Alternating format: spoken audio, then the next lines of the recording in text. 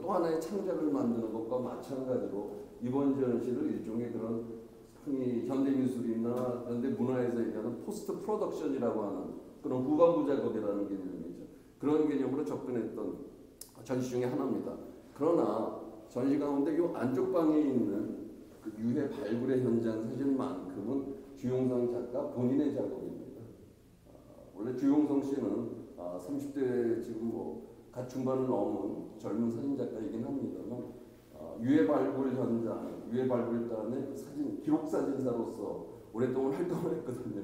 근데 그 얘기를 들어보면 유해 발굴의 현장에도 그렇게 전문가가 없어서 그냥 군인 사병들이 많이 하기 때문에 본인도 원래는 주요 임무가 기록 사진을 찍는 건데 홈이나 곡괭이를 들고 같이 발굴을 많이 했다고 그래요. 그래서 본인이 찍은 그 발굴의 현장 아마 아니 아산 매방. 아산이라죠. 아산 학살 현장에서 찍은 그런 사진들이 있어서 대부분은 기존에 있던 기록 사진들을 바탕으로 한 것들이긴 하지만 저기는 간첩단 사건들이라든지 여기 CIC 방첩대의 그 김창룡이 자신의 그 과업을 그야말로 지적을 홍보하기 위해서 만든 영문 사진 앨범 십자의 사진들을 뽑아가지고 재스캔해서 만든 것들이기도 합니다만 대부분들은 그런 소위 말하는 아카이브 자료들을 바탕으로 한 지금 전시들을 꾸몄지만 주용성 작가 자신의 그 일부 본인의 기록 사진들이 흔히 얘기하는 다큐멘터리 사진들이죠. 그런 것들로 구성되어진 것 중에 하나입니다. 저희 공간의 목적이 저희같이 이런 것들을 부품부터 시작해서 기면이다, 땅굴이다 이런 얘기를 아주 익숙한 사람들이 아니라 주된 목적들이 젊은 세대들에게 이러한 우리의 어두웠던 경험들 또는 앞진 역사의 경험들을 어떤 방식으로 전달할 것인가 또는 그것이 시각문화 내지는 시각예술의 작업들을 매개로 해서 어떻게 전달할 것인가 그런 내용들이기도 합니다. 자료 제공부터 시작해서 많은 대화와 이런 것들이 한홍구 선생의 큐레이션 플러스 주용성 작가의 기획 및 창작 이렇게 해서 만들어진 전시라고 보시면 되겠습니다. 네, 이 정도로 하겠습니다. 네, 박만우 선생님은 제 고등학교 동창입니다. 고등학교 때 친구 잘못 둔 인연으로 지금 몇 년인가요? 거의 50년이 돼가는데 이렇게 불려와서 고생을 하고 있습니다. 제가 큐레이션을 한 게 아니고 그러니까 있는 자료를 찾아줬을 뿐입니다. 사실은 큐레이션을 하려고 그랬어요. 그러고 전시를 이게 이제 우리 개관전이기 때문에 그동안에는 현대미술만 해왔지만 이 공간에 우리 공간이 한반도가 다 들어가네요. 뿌듯합니다. 이 공간을 그렇게만 이제 이용을 해왔는데 이제 국가폭력에 대한 어떤 상설 전시관이 없기 때문에 그렇게 좀 국가폭력 전시관으로 바꾸려는 이제 첫 단계로 이 작업을 준비를 했습니다. 그런데 책이 지금 이제 올해 초에는 이번 8.15가 목표였습니다. 다 내지는 못하더라도 첫 권을 8.15에 내자 해방 80주년이기 때문에 그렇게 했는데 점점 계속 늦어져 갖고 올해 말에 나올 수 있을지가 사실은 간당간당해요. 간당간당해서 작업이 늦어지는 바람에 전시에는 제가 도움을 못 주고 그냥 있는 자료만 떠안겨서 주용성 작가가 이제 혼자서 이렇게 전시를 했습니다. 전시를 했고 그걸 배성호 선생님하고 박찬희 선생님하고 이제 오셨을 때 한번 좀 안내를 했더니 이걸 한번 판을 짜자 했는데 저희 그 전시가 원래 내일 끝나게 돼 있었습니다. 그리고 11월 초에 다른 전시가 시작이 되는데 인도네시아 작가들을 모셔서 근데 인도네시아 현지 사정 때문에 그 전시가 연말로 늦어져서 이 전시는 12월 초 정도까지는 좀 더 할 수 있을 것 같습니다. 그래서 주변에 알려서 더 오셔도 좋을 것 같고요. 이걸 제가 보지 않은 새에 이게 배포가 됐는데 저 한홍구 선생님이라고 하면 안 되죠. 이런 거 그냥 한홍구와 함께 이제 또는 한홍구 봐주면 한홍구 교수와 함께 해야 하는데 제가 팔자 없이 선생님이 이렇게 나가버렸습니다. 그래서 이제 먼저 반어법 행위자 열전 이 작업은 저희가 다음 월요일 날 하는 회의가 524차 회의인가 그래요. 매주 하고 있습니다. 매주 하고 있고 거의 빠지지 않고 이번에는 추석 당일이라서 빠졌는데 뭐 연휴 기간에도 되게 했습니다. 되게 했고 그게 앞에 회차를 붙이지 않은 회의가 또 몇십 번이 더 있어요. 그래서 만 12년 정도를 저희가 이제 꾸준히 그 해오게 된 겁니다. 반헌법 행위자 열전이 뭐냐? 뭐 친일명사전 있죠. 그 비슷하게 이제 저희 그 친한 선배가 야, 독재인명사전 만들자. 이제 그거고 찾아왔어요. 그래서 단칼에 거절했습니다. 독재인명사전 못 만든다. 왜냐? 친일인명사전은 일제 36년이었죠. 그리고 자료를 비교한다면 그 조선시대 자료가 뭐 요방 하나라면 일제시대 자료는 이 한 층을 채웁니다. 그런데 현대사 자료는 이 건물 몇 개를 채울 만큼 자료가 많아요. 그리고 정부 수립 이후에 이제 거의 해방에서부터 80년이니까 일제시대 2배 아닙니까? 그걸 무슨 소리 합니까? 그래서 단칼에 못한다라고 그 거절을 했죠. 그건 굉장히 현명한 결정인데, 당연한 결정인데, 그거 돌려보내놓고 난 다음에 약이 올라 죽겠는 거예요. 여러분들 뭐 비슷한 심정이실 겁니다. 여기 오신 분들. 나쁜 놈들이 저렇게 많은데, 저걸 그냥 둘 수가 있는가. 그래서 이제 하여튼 이리 생각 저리 생각 하다가 사전은 못 만들지만 열전은 만들어 보자. 이제 그런 생각을 했습니다. 그래서 몇 명을 할까? 그래서 이제 계산을 한 게 한 4, 5년은 걸리겠지. 500명 너무 많아. 300명만 해야지. 이제 그렇게 하고 그 시작을 했습니다. 그래서 이제 팀을 짜갖고 사건별로 이제 여기 꼭 들어가야 할 사람들을 한번 뽑아봐라 했더니 이렇게 나쁜 놈들이 많다고 해서 정한 게 400명을 정했습니다. 그래서 저희가 처음에 발표할 때는 400명이었고 또 그거 준비를 하던 때 최순실 박근혜 게이트가 터졌습니다. 그 바람에 이제 저는 이제 처음에는 이제 제가 국정원 과거사위를 했기 때문에 박정희 시대 이후만 좀 정리해 볼까 하다가 세월호 사건을 보니까 그 죽음의 항로가 가만히 있어와. 그게 이승만이가 서울 버리고 도망갈 때 가만히 있어라 한 거 아닙니까? 그래서 그 죽음의 항로가 사실은 이승만에서부터 시작이 됐다. 그런 생각이 들어서 또 민간인 학살 우리가 시작하는 김에 안 하면은 아무도 안 할 것 같은 느낌이 들어서 그쪽까지 포함해서 하자 이제 그렇게 커졌고 그러다가 박근혜까지 커져가서 이제 한 400명 됐는데 이게 도저히 감당이 안 된다. 그러고 또 박근혜 그러니까 이제 민주화된 이후에는 똑같이 반헌법 행위라 하더라도 그 죄질이 좀 가벼운 편입니다. 그러니까 이승만 때는 민간인 학살 그리고 박정희 전두환 때는 뭐 잡아다가 두들겨 패고 조작하고 하는데 지금은 그런 것들까지는 없잖아요. 그러니까 이제 없다고는 얘기 못 하겠죠. 많이 줄어들었잖아요. 그래서 이제 그리고 또 실제로 재판받고 처벌받기도 하고 그래서 저희가 이제 노태우 정권으로 끊었습니다. 그래서 저희가 막 나쁜 놈들 많이 봐줬어요. 이놈도 빼고 저놈도 빼고 그래서 300명을 엄선했습니다. 그래서 그 300명이라는 게 이렇습니다. 1등부터 300등이냐? 그건 전혀 아닙니다. 그러나 1등부터 1000등 안에는 들 겁니다. 그 중에 나는 억울하게 들어갔다. 그렇게 얘기할 놈은 한 놈도 없습니다. 다만 이런 놈은 있죠. 왜 죄는 빠지고 나만 들어갔어? 그거는 충분히 가능합니다. 그렇지만 다 나쁜 놈들을 해서 그 300명을 이제 했고요. 그 다음에 이제 이름을 붙일 때 처음에 저한테 제안을 한 건 독재인명사전 또는 반민주 행위자 사전인데 독재나 반민주는 개념이 좀 불분명하죠. 친일도 뭐가 친일이냐 논란이 있잖아요. 근데 헌법은 성문헌법이니까 딱 간단합니다. 그래서 이제 헌법을 기준으로 하자. 10년 전에 반헌법이라고 하면은 그게 뭐야였습니다. 그 다들 어색하다 생소하다 하는데 10년 지난 다음에 보니까 지금은 반헌법이란 말에 아주 익숙해졌고 헌법적 가치와 기준을 선점을 했다 하는 게 이제 잘했다 생각이 듭니다.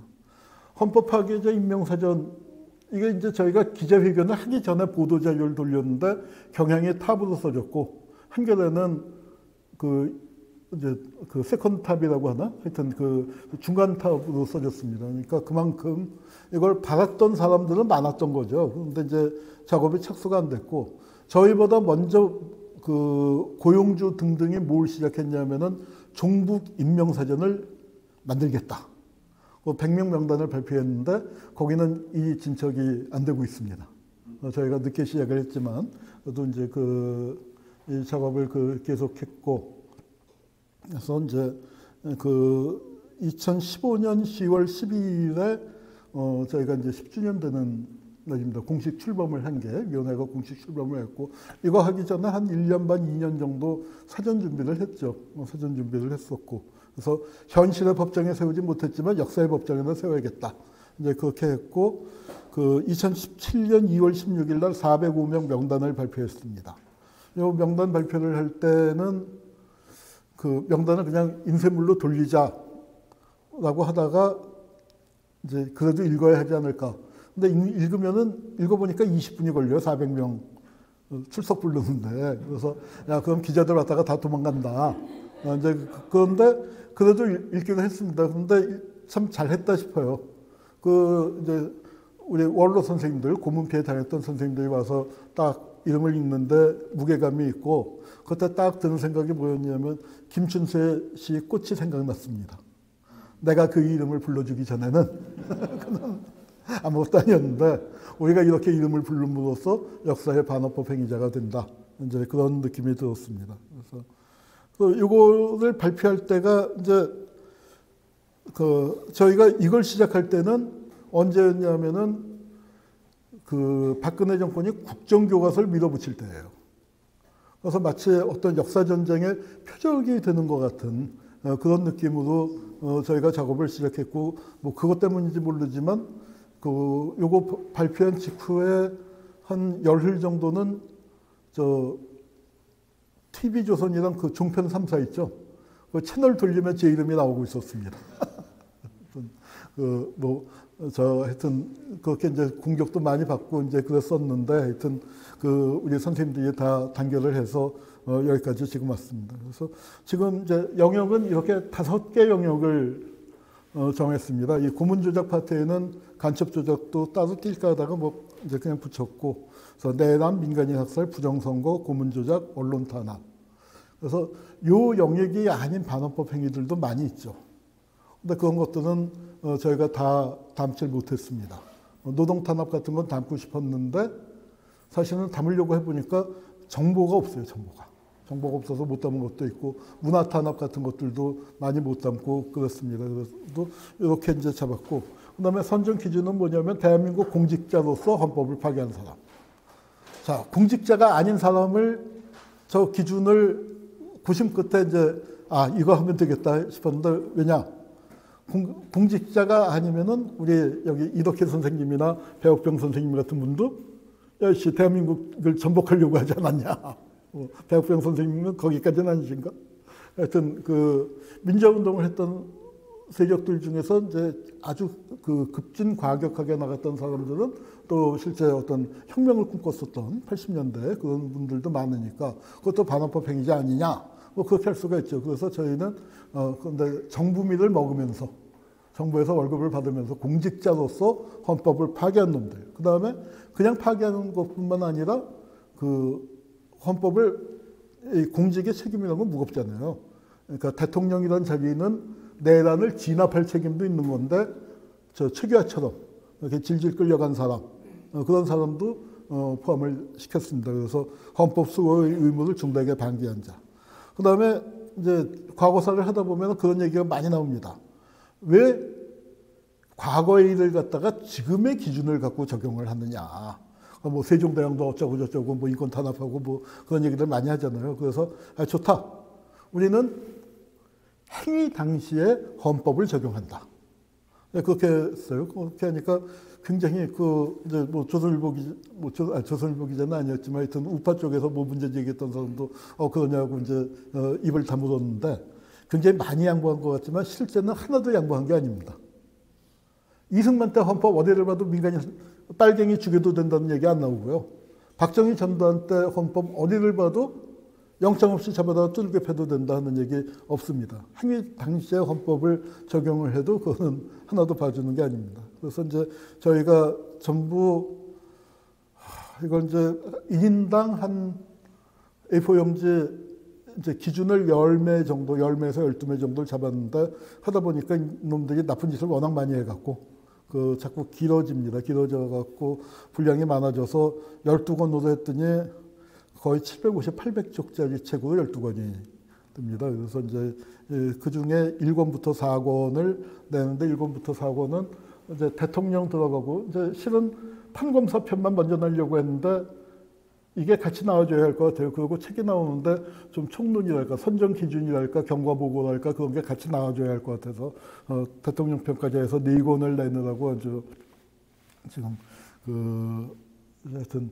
죽을 지경으로 있고요. 그리고 내년에 이제 나올 게 뭐 국무총리 이제 뭐 사건과 공직과 이제 또 영역과 그래서 뭐 군 관련자 군사독재가 있었으니까요. 그리고 중앙정보부, 경찰, 보안사는 군에다가 포함을 시켰습니다. 그래서 이제 전부 12권이 나올 예정입니다. 내년까지는 완간을 할 목표입니다. 이제 마른 풀줄기가 맥없이 부서졌다가 이번 전시의 그 이제 제목으로 우리 주영성 작가가 정했습니다. 이게 아까 얘기했지만 사실은 이게 이제 조금 약간 맥이 빠졌다고나 할까 좀 뻘쭘해진 게 출간 기념전으로 그래서 이제 이걸 시작으로 해서 우리가 기자회견도 하고 뭐 그다음에 책 배포에 관한 캠페인도 열고 뭐 그렇게 할 생각이었는데 책이 늦어지는 바람에 이제 그런 거 못하고 요 전시만 이렇게 하게 됐습니다. 주영성 작가가 지금 해외에 뭐 나간다고 우리가 이 전시 끝나는 게 전날 잡았는데 뭐 조금 연기할까 하다가 그냥 안내가 나가서 그렇게 됐는데 이렇게 젊은 작가시고 지금 이제 30대 후반이니까 아주 젊은 건 아니네요. 근데 이제 그거 이렇게 세월호라든가 요 작품은 지금 여기 전시가 되어 있습니다. 민간인 학살 그리고 각종이란 말이 붙으니까 좀 이상합니다만 우리가 국가 폭력이 워낙 많다 보니까 애도해야 할 일들, 기억해야 할 일들이 워낙 많습니다. 그런 그 현장을 주로 작업을 하신 분입니다. 그래서 작가 선생님한테 우리가 갖고 있는 자료를 그냥 그러니까 이런 게 좀 그래도 볼만할 거요 하고 그래서 학살하고 이제 그 간첩 쪽 그쪽을 이제 주로 보여드렸습니다. 그래서 아까 이제 설명을 했지만 중앙정보부하고 이거 어저께 밤에 급하게 찾다가 보니까 주 작가가 찍은 요거 이제 대공분실 계단이죠. 이게 이제 그래서 그 중앙정보부 사진 남영동 사진이 참 좋은데 그거 못 찾았고 이건 이제 이문 석관동 그 중앙정보부 본관 사진이고요. 무색사회 이제 이게 뭐냐면은 2021년 6월 10일이 중앙정보부 창립 60주년이에요.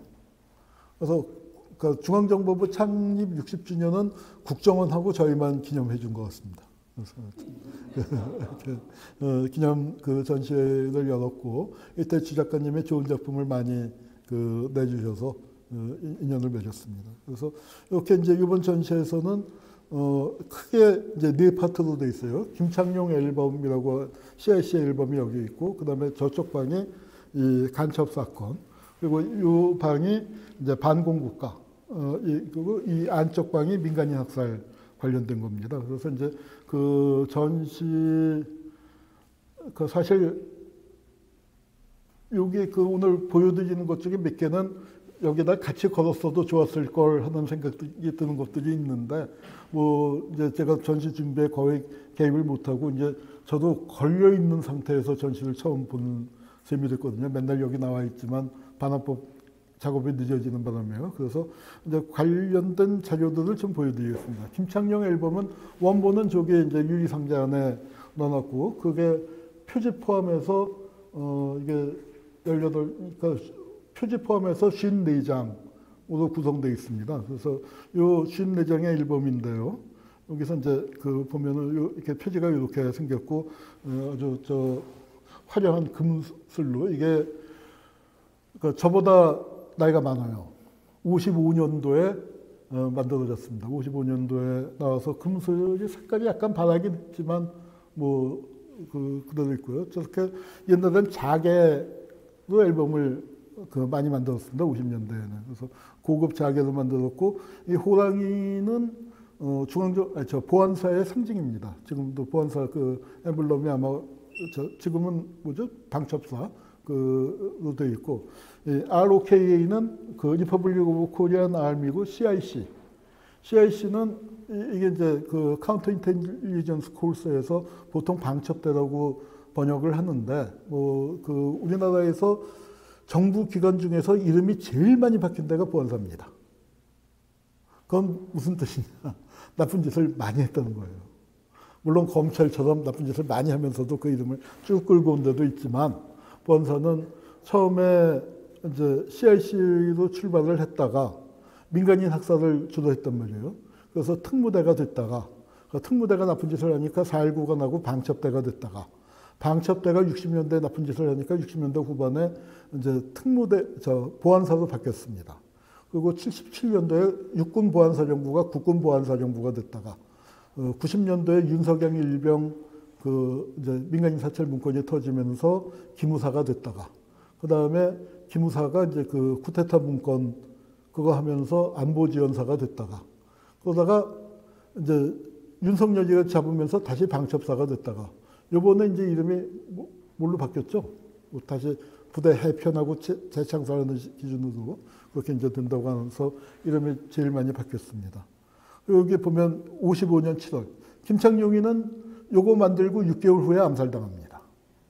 그래서 누가 죽였냐면 정일권이가 죽였어요. 정일권이가 이제 그쪽의 라인에서, 그래서 육군 참모총장이 특무대장을 살해를 사주한 그 사건인데, 이승만이 골치를 크다가 장군이 장군을 쏴주겠다고 하면은 대한민국이 뭐가 되냐. 그래서 정일권이는 처벌 안 받고 재판에 회부되지 않고 터키 대사로 나갔죠.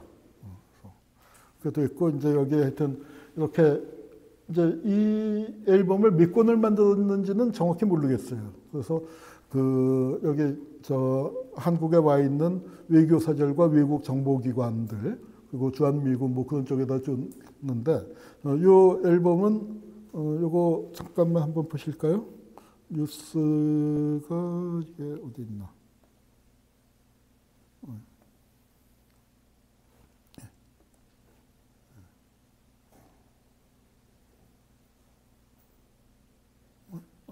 이게 왜?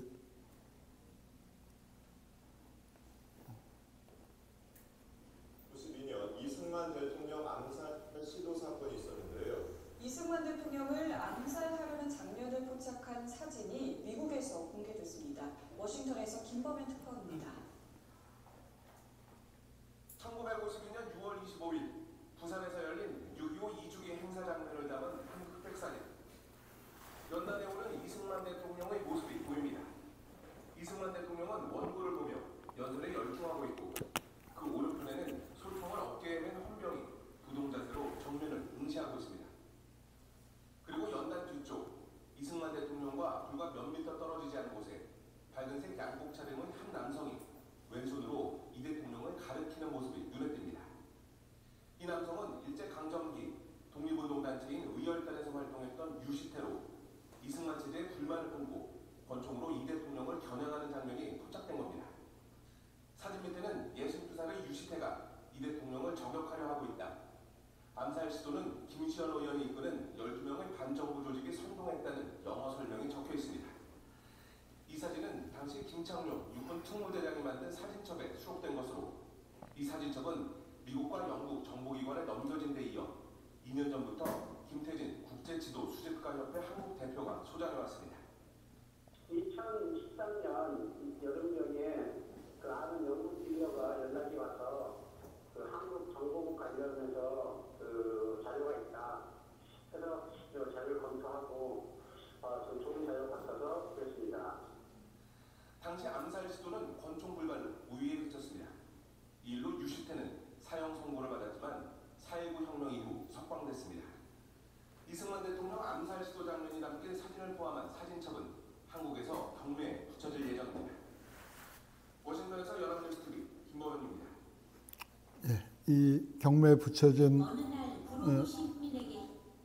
경매에 붙여진 거를 제가 구입을 한 겁니다.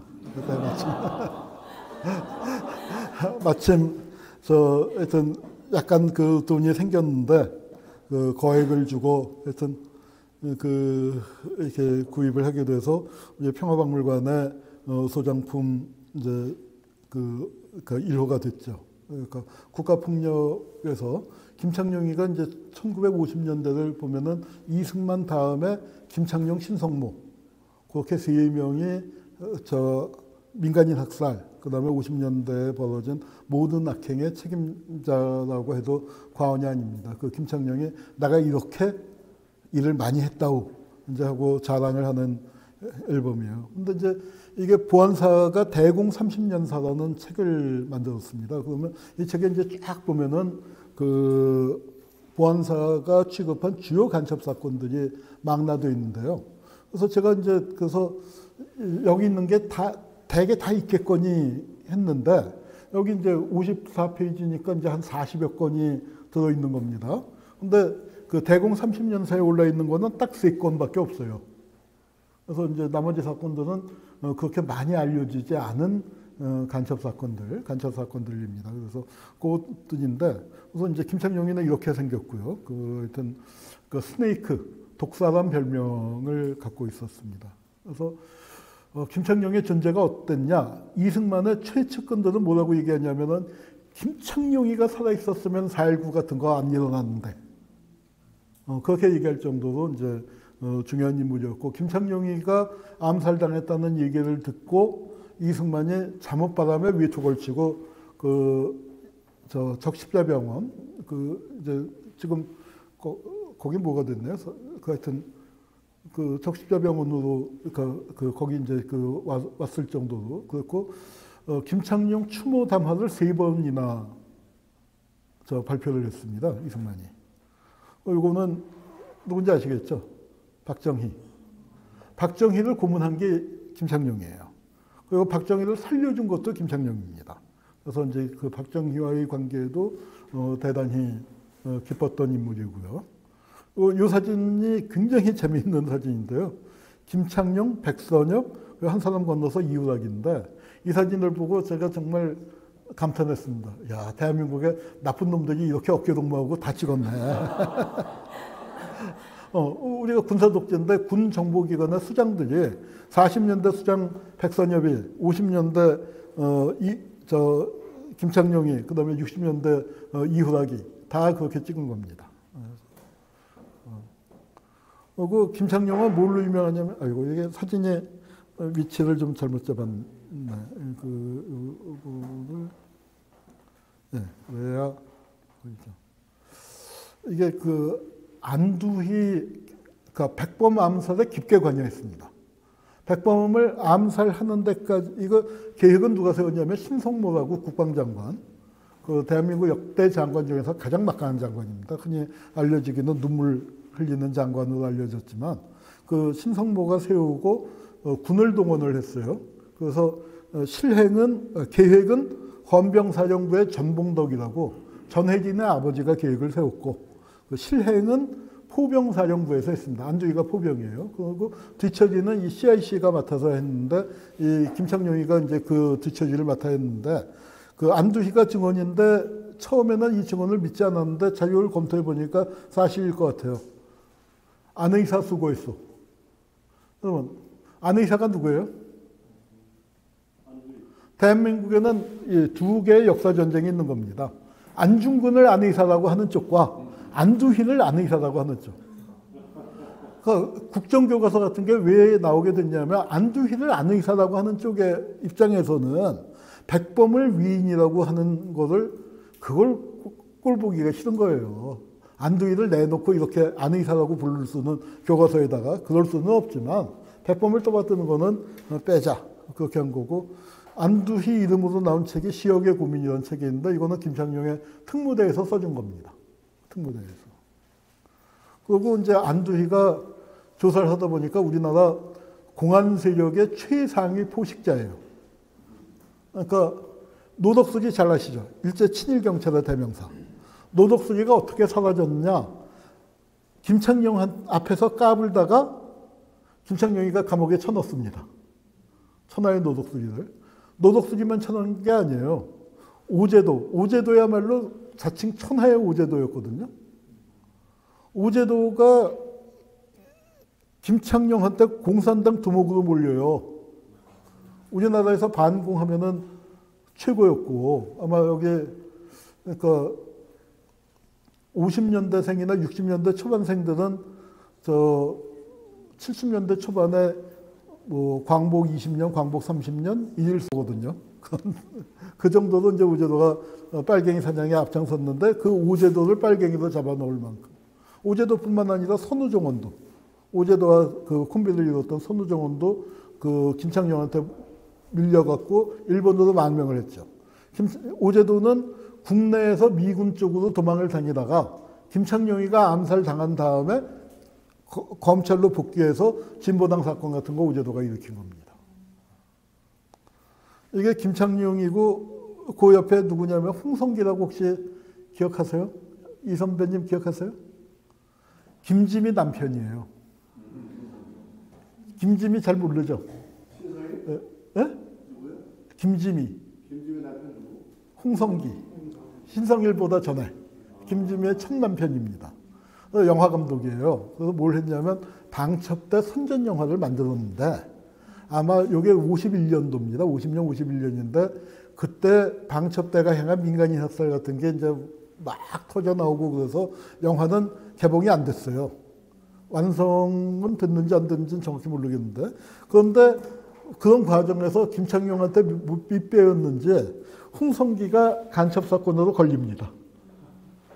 극동 코민 포럼이라는 것도 참 말도 안 되게 갖다 붙인 건데 이제 20년대, 30년대에 코민 테런이라는 게 있었잖아요. 국제공산당으로. 그러다가 이제 이게 2차 대전이 끝난 다음에 코민 포럼이라는 게 생겼습니다.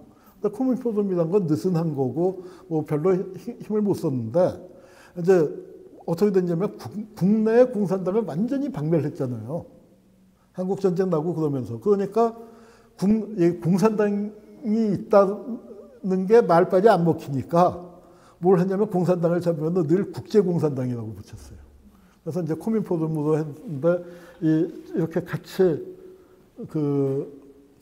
사진도 찍고 뭐 감독으로서 이거 이렇게 코치하고 있는 그 장면인데 김창룡이가 아직 별 달기 전인 것 같아요. 근데 그 홍성기도 저 특무대에서 간첩을 만들어 버렸고요. 그러다가 이제 암살당했습니다. 여기 이제 그 장례식장이고 이승만이 와 있는 거고, 이건 사진 원본을 갖고 있는데 어디다 둔지 못 찾아갖고, 이게 그 총으로 쏴 죽인 호태영이고, 그때 이제 참모총장 정일권, 그 다음에 이군 사령관이었던 강문봉은 재판을 받았습니다. 그래서 재판을 받았고 하여튼, 그래서 이제 이게 김창룡 이고요. 이 앨범의 내용을 이제 보면은 이승만 저격 사건 아까 이제 크게 나왔는데, 자 이걸 어떻게 찍었을까요? 이건 기다린 겁니다. 사진사가. 이걸 우연히 찍을 수는 없잖아요. 우연히 저걸 어떻게 찍겠습니까? 그런데 사진사가 딱 기다리고 있다가 저 장면을 찍은 거예요. 저 총은 아까 불발돼서 뭐 했다고 하는데 김창룡이 구해준 총입니다. 암살 음모를 알고 김창룡이 김시현이라고 이게 안 나왔습니다만 그 국회의원이에요. 그래서 그러니까 이제 총을 구해주고 총알은 딱 한 발을 줬어요. 그랬더니 아니 이거 연습 사격을 해봐야 할 거 아니냐. 그랬더니 당신이야 저 의열단 시절부터 명사수인데 여기는 이 영감님은 유시민이 형이에요. 친척형. 유시태. 그러니까 그게 하회 유씨, 하회 마을의 그 유성룡 자손이거든요. 실제 안동 양반입니다. 근데 의열단을 했고, 그 김시현도 안동 김씨, 이제 그래서 이제 같이 의열단을 했던 사람들인데, 여기 이제 보면은 영화 밀정에 나오죠.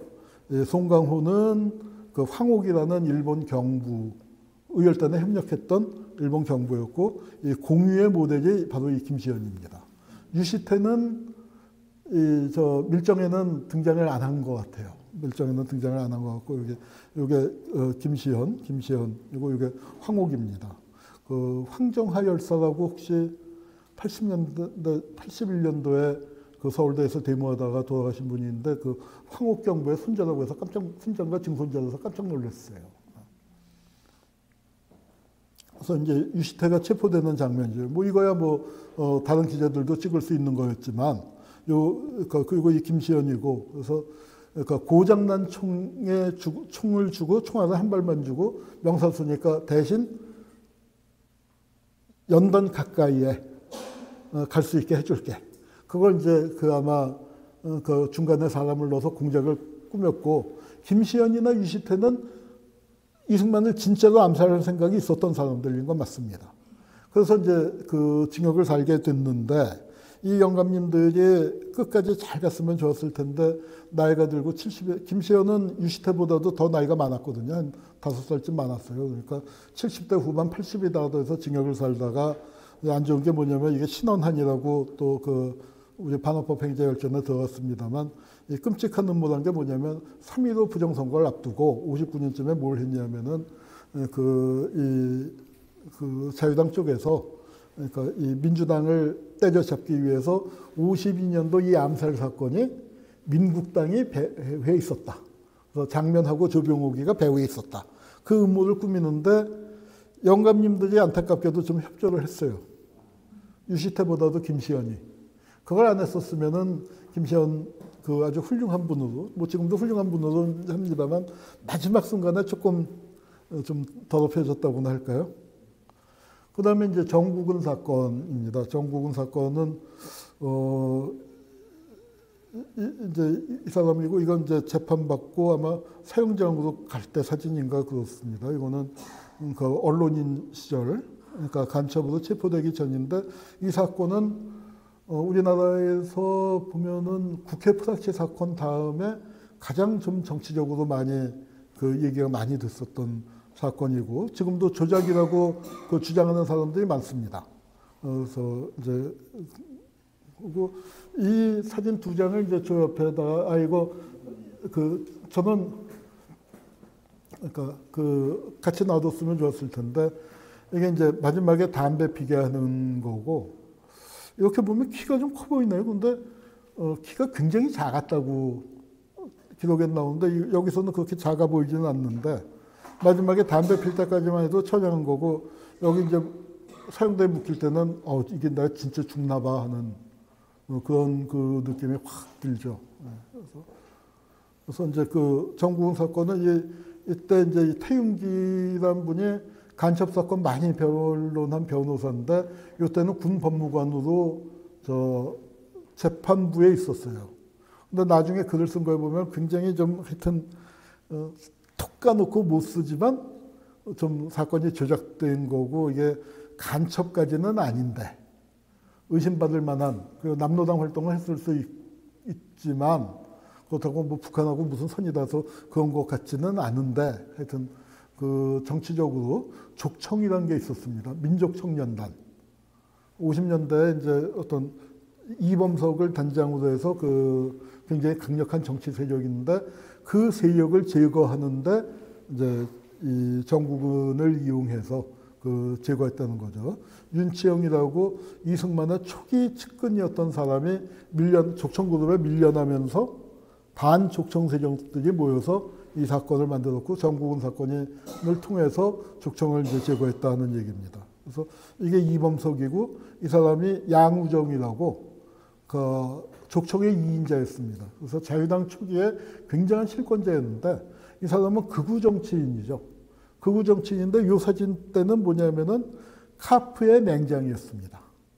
우리나라에 보면은 좌파 운동을 하다가 우파가 된 사람들이 많은데 이 양우정이도 그래요. 그래서 이제 양우정의 최측근이 정국은이었습니다. 그래서 그 박병배라고 국회의원도 여러 번 하고 그 당시에 이제 정보경찰 있었던 사람은 뭐라고 평가하냐면 정국은은 간첩 아니다. 그런데 양우정한테 붙어먹은 타락한 언론인이었다. 부패한 언론인이었는데 그래서 이제 그리고 정국은이가 근데 일제 때 행적이 좀 고약해요. 일제 때 그러니까 일본 경찰한테 붙어갖고 그 밀정짓을 많이 했다. 아사히 신문 기자를 했어요. 제주는 있는 사람입니다. 그래서 굉장히 젊은 나이에 20대 중후반에 일본 이제 조선총독부 경무국, 그 다음에 오카라고 이제 그 평안도에서 평안도 경찰부장인가 그 하여튼 뭐 지금으로 치면은 도경찰청장쯤 되는 그런 직에 있던 사람인데, 그러니까 우리가 분단이 됐잖아요. 그 소련이 딱 점령했잖아요. 그때 눈치 빠른 놈들은 내려온 겁니다. 일찌감치. 일본인 오카도 야 이거 소련 들어온다니까 후닥닥 그 내려왔고, 그때 오카가 데리고 온 게 2명이었다는 거예요. 하나는 이 전봉덕이 백범 암살의 그 이 마스터 플랜을 짠 사람입니다. 전해진 아버지. 그거 하고 정국은이하고 2명을 데리고 왔다 하는 거예요. 그래서 정국은이는 재수없게 반민특위에 잡혀 들어갔고, 근데 전봉덕이는 어떻게 됐냐면 반민특위가 만들어지고 그렇게 하니까 어디로 숨었을까요? 헌병으로 입대를 합니다. 그래서 그때는 분위기가 지금은 군도 친일이었다 이제 하지만 그 48년, 49년도에는 경찰은 친일 맞고 군은 그래도 친일 아니고 서로이 그리고 우리 군도 필요하지 뭐 하면서 그 군은 그렇게 친일 문제를 엄격하게 다루질 않았고, 최병덕이 지금은 우리가 친일 군인이라고 하지만 그 여기 부평에 조병창 거기 그 저 책임자를 하면서 보성 전문 학생들하고 관계가 좋아서 최병덕이는 그 당시에는 그렇게 친일로 그렇게 치질 않았던 모양이에요. 그래서 군으로 도피해 갖고 싹 앉아서 평안도 출신들을 친일 경찰들을 다 불러들입니다. 그래서 헌병대가 거기에 모여 앉아서 국회 포삭치 사건과 백범 암살을 꾸며 나가는 그 역할을 이제 했습니다. 또 요건 이제 반민특위에 잡혀가는 거고요. 그 정국은이 또 뭘 했냐면은 이게 문봉재 서북청년단 단장이에요. 그다음에 이 몸매가 좋죠. 조용주라고 민단 단장을 했는데 젊은 분들은 모르실 것 같아요. 최배달 아세요? 최배달 아시는 분? 가라데 국진가라데 최영의 뭐 엄청난 그 뭐 황소뿔을 뽑았다느니 뭐 이제 우리 어렸을 때는 최배달이라고 엄청난 싸움꾼으로 제일동포인데 그 유명한데 최배달의 스승이라는 거예요. 이 조용주가 민단 단장을 여러 번 지냈습니다. 그래서 일부러 나중 사진 말고 이 사진을 썼고, 정국은이랑 뭘 했냐면은 요새 백골단 유명하잖아요. 그 작년 올 초에 이제 그 김민전이가 해갖고 그 백골단이 유래가 부산정치파동. 그러니까 이승만의 친위 쿠데타 그때 이제 백골단이 처음 등장했는데 백골단 음모를 이 3명이 꾸몄다는 거예요. 문봉재하고 조용주는 그 당시에 일본에 있다가 불러들였고 정국은도 일본 쪽에 왔다 갔다 했었어요. 미 극동군 사령부에 출입을 하던 기자 역할도 하고 이제 그러다가 들어와서 부산정치파동을 꾸몄고, 그러다가 부산정치파동은 양우정이 밑에서 요 3명이 꾸민 겁니다. 초기에는. 그런데 부산정치파동에 성공하고 난 다음에 이승만이 토사구팽을 시켜서 이범석이 쫓아내고 양우정이 쫓아내고, 그 다음에 문봉재는 이승만 쪽으로 붙었고 전향을 했고, 그 다음에 정국은이는 간첩으로 몰아서 잡아 죽인 겁니다. 그래서 이제 그 사형을 당하게 된 거고요. 정국은은 사형을 당한 다음에도 그 살아있나 죽었나, 진짜 사형을 시켰나, 그 소문이 한참 돌 정도로 그 당시에는 센세이셔널했죠. 근데 이제 정국은을 조작간첩이라고 하는데, 그 이제 미국에 제가 89년도에 미국 가서 90년도에 이제 거기 재미도포 청년들하고 친하게 지냈는데, 그 친구들이 사이에서 무지 인기 있었던 그 북한 영화가 이름 없는 영웅들이라고 20부작인가 그래요. 저는 재미없게 봤습니다. 저는 왜냐면은 미국 사람들 묘사가 너무 이상해요. 그리고 또 우리나라의 나쁜 놈들을 좀 사실적으로 그리질 않고 너무 나쁜 놈처럼 코미디에서 나쁜 놈 그리듯이 그렇게 그려놔서 좀 너무 현실적이지 않다 하고 그런데 하여튼 재미동포들은 무지 열광을 했었던 북한 영화인데, 이게 가만 들여다보면 정국은을 모델로 한 것 같아요. 그러면은 야 이게 정국은 간첩 진짜 아닌가? 그런 생각도 좀 드는 들게 만드는 건데 하여튼 여기서는 굉장히 이제 그 80년, 81년 두 해에 걸쳐서 만들어진 영화인데 이거는 끝장면, 그러니까 이북 영화가 재미없다가도 가끔씩 눈이 번쩍 뜨이게 만드는 장면이 있는데 이 이름 없는 영웅들 마지막 장면은 어떻게 끝났냐면은 마지막 지령이 내려온다. 그러니까 이제 그 몇 분에 라디오 거기 주파수 맞추고 들어와 하는데 거기서 마지막 지령이 뭐냐면은 친어머니가 나와서 아들아 돌아오라. 그거는 그 당시에 이제 제가 말로 하니까 그렇지만 드라마에서 그렇게 딱 그 지령이 떨어지는 순간은 굉장히 충격적이랄까 감동적이랄까 그렇습니다. 근데 하여튼 이게 이제 거기서 이름 없는 영웅들을 보면은 무대가 동경이에요. 동경을 무대로 했는데 동경을 무대로 한 조선인 기자로서 가장 활동이 많았던 사람은 정국은이거든요. 그래서 뭐 정확하게는 알 수 없지만 뭐 그런 시각도 있을 수 있다 하는 거고요. 이게 뭐냐면은 북한 배우가 미국 사람으로 분장을 한 거예요. 이건 이제 하준수라고 저기 가운데 보면은 그 이승만 저격 사진이 있고 정국은 있고 그 다음에 하준수 그 다음에 유웅재입니다. 그 유웅재인데 왜냐면 전설적인 빨치산 사령관이죠. 빨치산 사령관으로 하준수는 이제 일제시대 때 학병 있잖아요. 근데 학병은 지금 우리가 생각할 때는 일본에 끌려가서 장교했어 그렇게 생각할지 모르지만 그 당시에는 학병은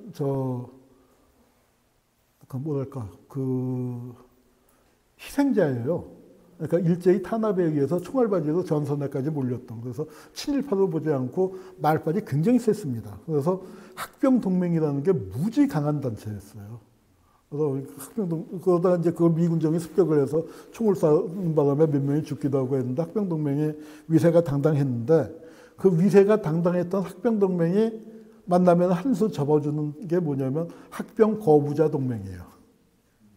학병동맹은 끌려간 거고 그리고 그 세대들이 1960년대, 70년대 한국 지식인 사회를 주도하는 거고 최근에 뭐 김건우 교수가 책을 하나 냈죠. 학병세대 글쓰기. 김윤식 교수 포함해서 이제 그렇게 되는데 여기는 학병 거부자 동맹으로 지리산에 보광당이라는 그 단체를 만들어서 한 수십 명이 지리산에서 학병을 거부하고 산속에 들어가 있다가 해방을 맞은 거기에 지도자입니다.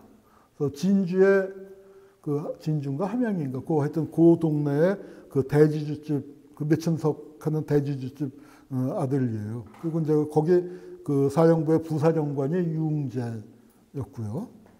그래서 이병주의 지리산 소설 잘 아시죠? 그 지리산의 모델입니다. 지리산에 보면은 하준규라고 나와요. 끝에 글자만 고쳐서 하준규가 바로 이 하준수입니다. 그리고 그 활동할 때 잡힐 때 이름은 남도부예요. 학병을 피해서 입산 생활을 12년을 했다. 12년을 다 산에만 있었던 건 아니지만 그렇습니다. 그러니까 42년도에 산에 들어가서 43년에 들어가서 54년 하니까 이제 횟수 12년이죠. 사회가 그립다는 거 이제 잡힌 다음에 했는데 인터뷰 내용을 보면은 이거 하준수의 행적을 보면은 투철한 공산주의자라기보다는 굉장히 진보적인 민족주의자. 그러니까 양반 빨갱이들 중에 우리나라에 보면은 양반 빨갱이가 많죠. 백정 중에는 극우를 한 사람이 많고 양반 중에는 빨갱이를 한 사람들이 많은데 그건 대표적인 양반 빨갱이인데 그 공산당원인지는 모르겠어요. 그래서 남노당하고의 관계는 그닥 좋지는 않았던 것 같습니다. 그래서 하준수 대학생 시절이고 그러니까 쭉 있습니다. 이 하준수를 남도부를 잡아서 유명해진 사람이 윤정원이라고 혹시 들어보셨는가 모르겠는데 반환법 행위자열전에 이름이 올랐는데 인혁당 사건 때 이제 하여튼 그 사람들 고문 많이 한 사람이고요. 여기 하준수 그 유웅재입니다. 그다음에 이제 여기 그 옆에 보면은 정지겸이라고 있는데 여기는 이제 실제 북로 당원이었다가 일사 후퇴 때 내려왔어요. 그러니까 이제 북로 당원이었던 건 맞지만 뭐 내려왔는데 이게 이제 그 내려온 사람들의 위치가 불안한 겁니다. 너 간첩질 하려고 내려왔지. 보안 특무대에서 두들겨 패서 그렇게 하면 그게 간첩인 거예요. 그거 무슨 저 증거문건 같은 거 만들어서 다 가서 기소해버리면 되는데 이 양반이 이제 걸렸는데 어디 있었냐면 조병창이라는 데 있었습니다. 그러니까 병기 제조하고 이제 하는 뭐 일종의 무기고 탄약고도 있고 하는데 거기에 큰 불이 났어요.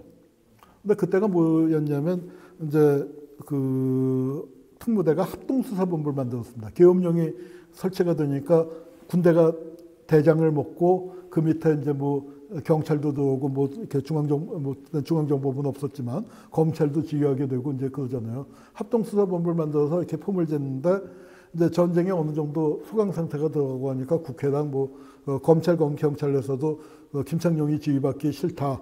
그렇게 해서 합수부를 해체하자. 그 논의가 나올 때입니다. 그런데 그때 이제 불이 나니까 이거를 남로당이 침투해서 불을 일으켰다 하고 이게 또 이제 그 부산정치파동이라는 이승만의 친위구태타로 이제 가는 길목에 있는 사건이에요.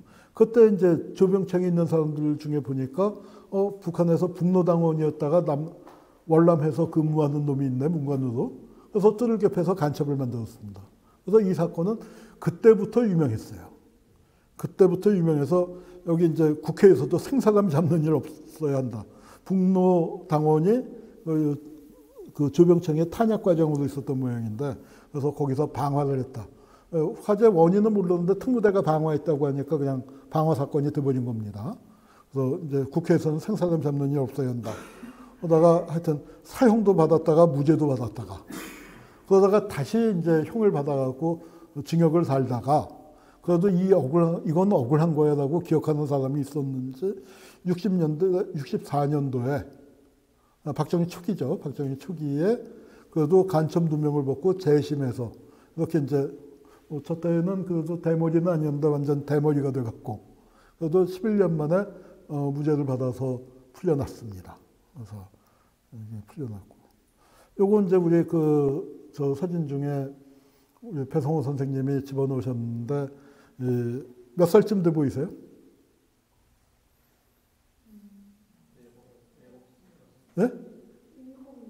7살?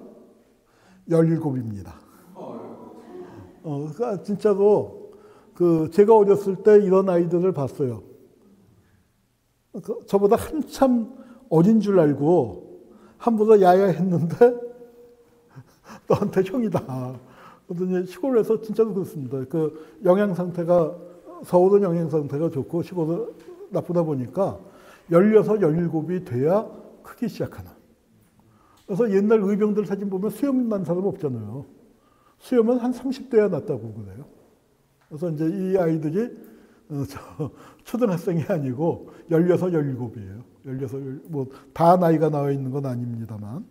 그렇습니다. 그래서 이 아이들은 어떻게 걸렸는지 모르겠는데 보안사가 여기 이걸 갖고 우물에다 독약을 풀려고 그랬다.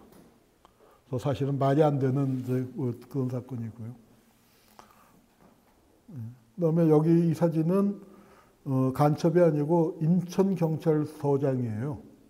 그리고 이제 곧 요 사건 때는 보안사가 아니라 경기도경 수사과장으로 있었는데 요 사진은 이게 좌익될 때 끌려가서 처형당하는 직전 사진인데 여기 앨범에 저기 들어가 있습니다. 그래서 이제 요게 김창룡 앨범이 요 정도고요. 저쪽에 이제 공안 사건은 보면은 요것도 하나 잠깐만 볼까요?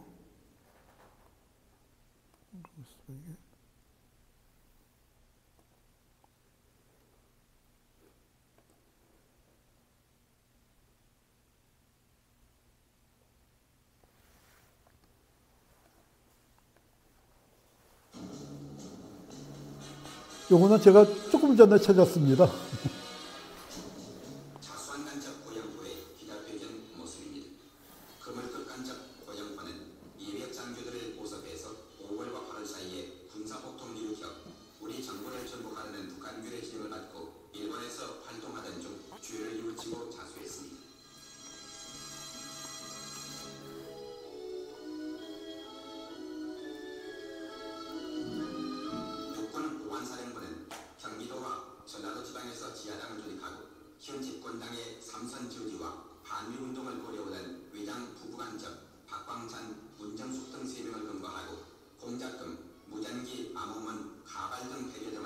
압수했다고 발표했습니다.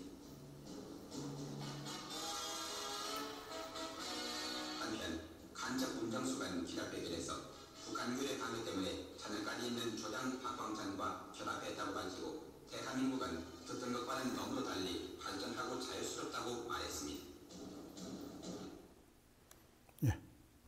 이 고용호는 그렇게 간첩 역사에서 두드러지게 등장을 안 해갖고 저도 잘 몰랐었는데 검색해 보니까 이게 있네요. 그다음에 이 사진은 굉장히 유명한 사진이죠. 인혁당 민창원년 사진으로 나오는데 저도 이거 그 원본이 있는 것을 이 사진을 구입해 놓고 잊어버리고 있다가 이번에 다시 확인했습니다. 그래서 원본을 저희가 갖고 있네요. 그래서 이게 대법원장 민복기 그리고 그 대법원 판사들이 있습니다. 이게 인혁당 사형 판결이 내리기 전날 동아일보인데 그 신문 기사 보세요. 여기 이제 사형 판결이 내려졌죠. 근데 보면 월 공군기가 대통령 관저에 투탄. 무슨 얘기냐면 남베트남에서 우리로 치면은 서울공항에서 대한민국 공군기가 떠서 용산이나 청와대를 폭격한 겁니다. 그러니까 이제 그 완전히 군이 무너져서 그 공산군 쪽으로 붙었고 사이공이 지금 호지민시입니다. 11km에 육박했다니까 11km면 보병이 빨리 걸으면 2시간이거든요. 2시간을 육박하는 그 거리까지 와 있다 하니까 남베트남이 이제 정권이 무너지려는 그 순간에 박정희 입장에서는 이제 인혁당 콱 때려 잡아갖고 좀 남쪽 사회에 민주화운동 분이 그때 굉장히 세게 올라오고 있었거든요. 그래서 그거를 반유신 민주화운동을 잠재우자 이제 그렇게 된 겁니다. 그래서 이제 인혁당 그 사형 집행이 됐고 사형 집행 이분들이 74년 3월 달에 잡혀 들어갔는데 1년 한 달 그러니까 13개월 동안 면회를 안 시켜줬어요. 그러다가 이제 형이 확정이 됐으니까 이제 면회가 되겠지 하고 가족들이 다 모였는데 안에서 들리는 게 뭐 형이 집행되고 있다 하는 소식을 듣고 이제 요거는 위에 판결 날 때 법정이고 이거는 길바닥이었는데 제가 이때 여길 지나갔습니다. 고등학생 때 고1 때였는데 여기가 제 통학로였는데 그러니까 뭔지는 몰랐죠. 뭔지 하여튼 길바닥에 사람들이 잔뜩 있고 이렇게 막혀 있었는데 나중에 이제 다음날 그 신문 보고 이게 그거였나 보다 한 거죠. 여기 신동수 교사라고 우리 전에 평화박물관 사무처장 하던 그 친구 어머니 아주 친한 친구. 그래서 그 우리 평화박물관에도 오시고 좀 그랬었죠.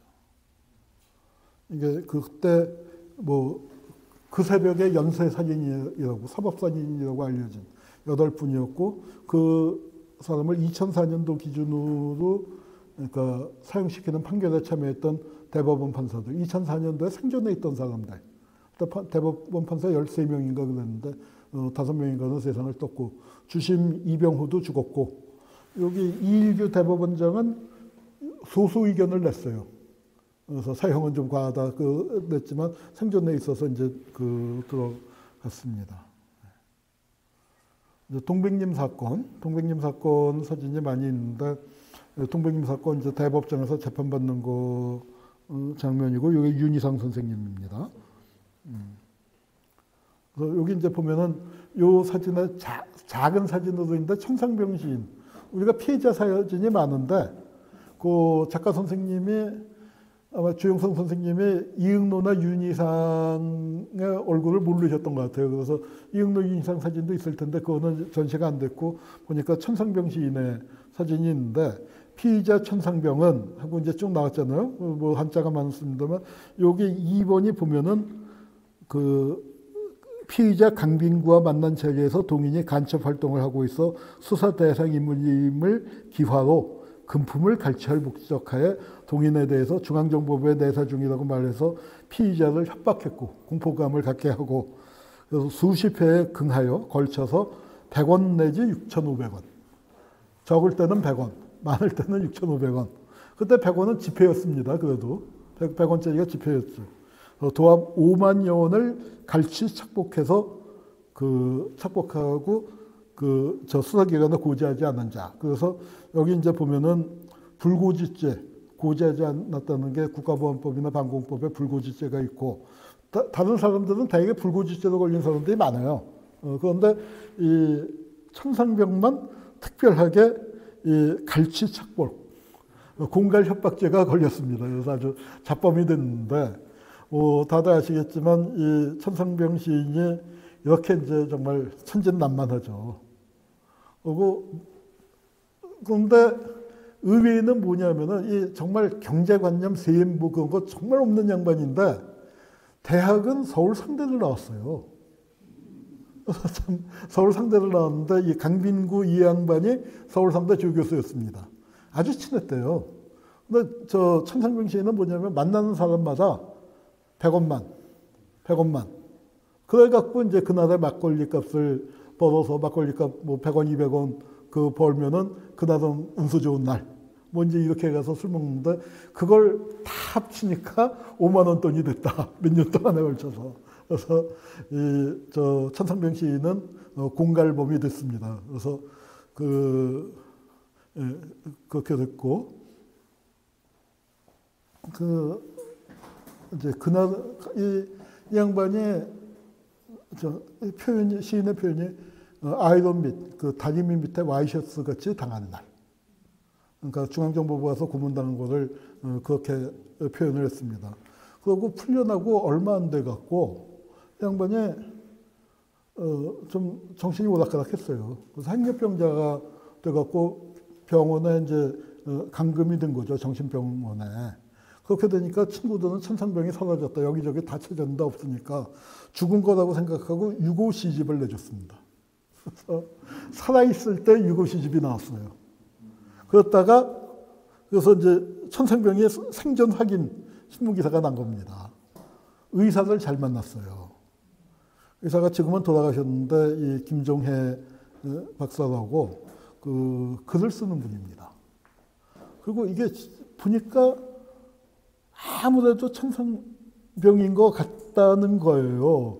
그래갖고 하여튼 수소문을 해서 보니까 맞다. 그래서 의사가 발견해서 세상에 알린 거예요. 그래서 이제 하여튼 그래서 그 천상병한테 술을 얻어먹은 뭐 유일한 사람이다. 뭐 술 살만하죠. 예. 그 부인 그 목순옥 여사. 근데 이제 웃는 거 보면 똑같아요. 그래서 그 귀천이라는 찻집을 이제 지금은 목여사도 돌아가셨습니다만 인사동에 찻집이 있었죠. 그렇게 당하고도 아름다운 이 세상 소풍 끝나는 날 가서 아름다웠다고 말하기라. 예. 그리고 이제 그때 윤희상 선생, 이응노 선생 하여튼 우리나라의 대표적인 그 지식인이고 그 당시에 유럽에서는 한국은 몰라도 윤희상은 안다. 한국은 몰라도 이응노는 안다. 할 정도로 대표적인 예술가들이었는데 돌아와서 이제 굉장히 곤욕을 치르셨죠. 통일혁명당 사건. 이거는 이제 그 우리 신영복 선생 관련된 사건인데 뭐 시간이 없으니까 요 두 사람하고 요 뒤에 있는 사진 있죠. 배. 그거는 얘기하자면 긴데 여기는 실제로 북한하고 연결이 됐었어요. 이 사건의 핵심인 김종태, 김진락, 이문규, 그다음에 이진영은 사건이 터졌을 때 북에 있었습니다.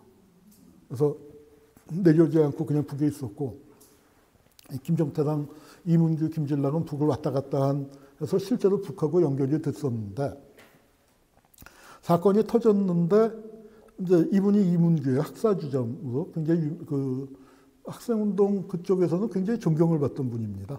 그런데 그 이문규는 전향을 안 했고 김진락은 전향을 했습니다. 그런데 어떻게 이문규의 암호 번호를 뭐 적어놓은 걸 찾아냈는지 중앙정보부가 입수를 한 거예요. 그래갖고 이문규가 체포 안 된 것처럼 북으로 무전을 쳤습니다. 그래서 언제 서귀포 몇 시에 나를 구하러 오시오. 그래서 북에서 그 무전을 받고 무지 고민을 했다는 거예요. 정황 돌아가는 걸로 볼 때 사건이 터진 게 맞는 것 같다. 그 북에서 판단하기에는 이문규도 체포된 것 같다. 자기네하고 정해진 연락도 끊어졌었고 한참 끊어졌다 무전이 정해진 걸로 무전이 오긴 왔는데 여러 가지 의심스럽다 이거야. 그런데 어떻게 판단을 했냐면은 그래서 이건 들어가면 안 된다. 이거는 아니다. 그건 판단이 우세했는데 강력하게 이제 일부에서 주장한 건 뭐냐면은 만에 하나 이문규 동지가 체포 안 되고 피신 상태에서 이걸 보냈는데 우리가 무시했다고 치면은 남조선 혁명은 우리는 접어야 합니다. 그래서 보냈다는 거예요. 이게 이제 그러니까 공비 12명 사살 2명 생포 이게 우리나라 대간첩 사건 사상 최고의 성공작으로 평가되는 겁니다. 그래서 이제 거기서 2명이 생포된 사람이 바로 이 2사람이에요. 이 2사람인데 한 명은 머리에 부상을 입었고 이 2사람은 바로 체포되자마자 이렇게 기자회견을 했습니다. 잡힐 줄 몰랐다. 임무는 접선이고 혹은 이제 이렇게 기자회견을 했는데 이렇게 기자회견을 한다는 건 뭐냐면 잡히자마자 이 둘은 전향을 한 거예요. 그런데 사형시켰습니다. 통일당 사건은 전부 5명이 사형을 당했는데 김종태, 이문규 그리고 김진락은 전향을 해서 중앙정보부에 되게 협조를 해서 일베가 이명박 때 중앙정보부에 국정원에 견학을 가면은 주암산이라고 이제 김진락이 쓴 그 수기가 있는데 그 책자를 줬어요. 그래서 국정원 절대 시계라고 하는 그 시계랑 그렇게 기념품으로 주고 했는데 김진락도 죽였고 전향한 이 2명도 죽였습니다. 유럽 간첩단 사건. 이거는 이제 그 김규남하고 요게 박노수인데 처음에 발표할 때는 박대인이라고 가명을 썼습니다. 그래서 재심에서 이제 무죄 판결을 받았고요. 김규남은 그 당시에 공화당 국회의원이었어요. 현역 의원이었습니다. 그런데 이제 하여튼 그 사건을 찝었는데 요게 이제 박노수, 요게 김규남입니다. 그래서 하여튼 뭐 그때 여러 명이 됐고 요거는 이제 일종의 머그샷이죠. 그리고 이 사진은 뭐냐면은 신문사에 돌리는 사진입니다. 중앙정보부가. 그런데 그 중에서 이제 망한 신문사에 보관되던 것들이 경매로 나왔고 그때 마침 제가 그 우연히 봐갖고 이제 그걸 구입을 한 겁니다. 그래서 요 사진도 원본이 있어서 같이 전시를 했고요. 이 김규남, 박노수 2분이 사형을 당했습니다. 2분이 사형을 당했는데 김규남에 대해서는 정길상 선생이라고 이제 보성 간첩단 사건에 또 이제 우리 평화박물관 자주 놀러 오시는 그 선생님이 계신데 그 선생님 말로는 김규남 동지라고 그러세요. 김규남은 실제 혁명가였다. 그게 어느 정도까지 북과 연결되는지 모르지만 이제 그렇게 그런 시각도 또 있습니다. 재심에서 무죄를 받으셨고 이 사건이 유명했던 건 뭐냐면 한승원 변호사 이제 돌아가신 지 3년 됐고 한 달쯤 전에 3주기 행사를 해서 제가 가서 이제 뭐 추모 강연 비슷한 걸 했는데 이 한승원 변호사가 구속됐어요. 구속된 이유는 김지하 그때 이제 김지하가 중요한 역할을 할 때죠. 김지하 사건의 변호를 맡았습니다. 그래서 이제 이때 막 변호사도 탄압해서 이병림 변호사는 간통 사건으로 구속을 하고 그거 폭로하면서 이제 싸우고 하니까 이제 한승원도 잡아들이는 거였죠. 그런데 잡아들일 때 명목이 뭐였냐면은 이 어떤 조사라는 책을 썼어요. 위장시대의 증언이라는 수필집에 실려 있는데 저거는 원래는 여성동화에 실렸던 수필입니다. 그거 뭐냐면 사형제를 비판하는 거예요. 그런데 중앙정보부는 어떻게 몰아붙였냐면 이게 김규남을 추모하는 글이다. 김규남에 대한 조사다. 그래서 방공법 위반으로 걸어서 한승원 변호사님은 8년 동안 변호사 자격이 박탈됐습니다. 그동안에 산민사단 출판사를 하셨었고 서승서준식 간첩단 사건이 있는데요. 이거는 이제 이게 서승이고 동생인 서준식. 저는 우연히 서승, 서준 4형제를 다 만나봤어요. 이 집이 큰 형이 서순웅이라고 해서 지금도 무슨 무슨 제일 거물 공작원 그렇게 해서 최근에도 어제 무슨 사건인가 언급이 되던데 그렇게 됐는데 그 동생은 문필가로 유명한 서경식 선생님인데 요게 이제 서승 선생님은 옥중 19년이라는 수기가 있는데 거기 자세히 나오지만 보안사에 잡혀 들어갔는데 이 양반이 그때 이게 보면은 이게 71년도에 박정희, 김대중이 이제 대통령 선거를 할 때인데 그때 간첩단 사건이 발표가 되는 거예요. 근데 이게 서승 선생이 이렇게 분신을 했기 때문에 망정이지 뭐냐면은 분신을 안 했었으면은 이 사건을 서승이 누구 집에 가속을 했냐면 김상현 의원 집에 했습니다. 김상현 의원은 그때 김대중의 오른팔이었거든요. 그러니까 그렇게 해서 서승으로 해서 김상현으로 해서 김대중까지 치고 올라가는 그런 계획을 갖고 보안사가 했는데 서승 선생이 야 이거는 내가 그냥 나 하나 간첩되고 끝나는 게 아니라 학생운동에 피해를 주는 정도를 넘어서 한나라의 대통령 선거를 말아먹겠구나. 그래서 분신을 한 거예요. 그래서 이제 분신을 했고 이제 그 유명한 얘기가 이제 손은 다 타버려서 그래서 지문이 없으니까 병상에 누워 있는데 조서 작성해갖고 발가락으로 찍어갔다는 거 아닙니까? 우리나라 조작간첩 사건에서 발가락 무인이 있는 유일한 사건인데 이 사건은 이제 서경식 선생님한테서 들은 얘기예요. 서경식 선생님이 우리 평화박물관하고 뭐 작업을 굉장히 많이 하셨었는데 서경식 선생님이 그러니까 당신은 그때 형들 사건 공판을 갈 수가 없었다는 거예요. 자기도 연루가 될지 모르니까. 그래서 아버지 어머니가 갔다 왔는데 아버지가 이제 갔다가 오셔서 아무 말 없이 방으로 들어가시더래요. 뭐 어떻게 됐어요? 했는데 그 아무 말 안 하시고 방에 이렇게 앉더니 다다미방을 팡 치면서 귀가 없더라. 뒤에서 봤는데 그 승희의 귀가 없더라. 그렇게 이제 그러고서 이제 통곡을 하셨다고 합니다. 자, 이제 민간인 학살 조금 빨리 가야겠네요. 유해 발굴 현장, 이건 이제 요 사진 전시되어 있습니다. 그 아산 내방면이라는 곳에 굴룡골 사진도 많을 텐데 하여튼 아산 사진을 쓰셨어요. 그리고 요 신발, 아이고 이게 참 굉장히 씁쓸하고 우리 또 저 배성호 선생님께서 신발 얘기를 또 이거 보시고 하셨는지 꺼내셨더라고요. 이제 이렇게 하여튼 생각만큼 유해가 많이 나오진 않았습니다. 이제 많이 잡는 사람은 7,000명이 죽었다고 하는데 뭐 7,000명에 대해서는 좀 갸웃갸웃 고개를 하고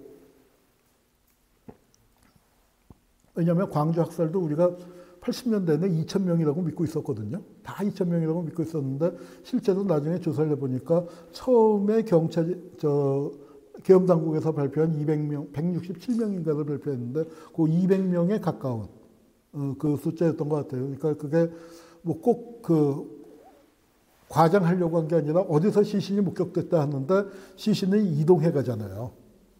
그러니까 병원까지 올 때까지, 상무대까지 올 때까지 이동해 가다 뭐 그런 것들이 합산이 된 것 같고 그래서 그런 것 같습니다. 그래서 전체 민간인 학살도 몇 명이 죽었는지 모르고 이 대전 학살, 대표적인 학살이지만 몇 명이 죽었는지 모릅니다. 그래서 아주 적게 잡으면 1,700명, 많이 잡으면 조금 잡으면은 보통 3,000명 얘기를 하고 7,000명으로 처음 알려졌었는데 그건 좀 과장인 것 같다. 이제 그러고 있습니다. 우리가 지금 민간인 학살을 전체를 얼마를 잡냐면은 이제 평화박물관에서 한번 추산을 한 적이 있어요. 많이 잡는 데는 100만까지 잡습니다. 그 민간 유족회들 쪽에서는. 근데 우리가 잡아보니까 아주 보수적으로 잡았는데 30만은 되는 것 같아요. 거기다가 그 국민방위군 사건까지 합치면 한 40만. 이제 민간인 학살은 한 30만인데 우리가 민간인 학살로 반어법 행위자 열전에서 몇 명 잡았을까요? 우리가 60명 잡았습니다. 그러면은 몇 명당 한 명이에요? 5,000명당 한 명인 거예요. 그 동네 뒷산에 100명, 200명 끌고 와서 죽인 놈들은 축에도 못 끼는 겁니다. 대전 곤룡골은 이렇게 길어서 이게 한 1몇 킬로 돼서 세상에서 가장 긴 무덤이라고 불리고 있습니다.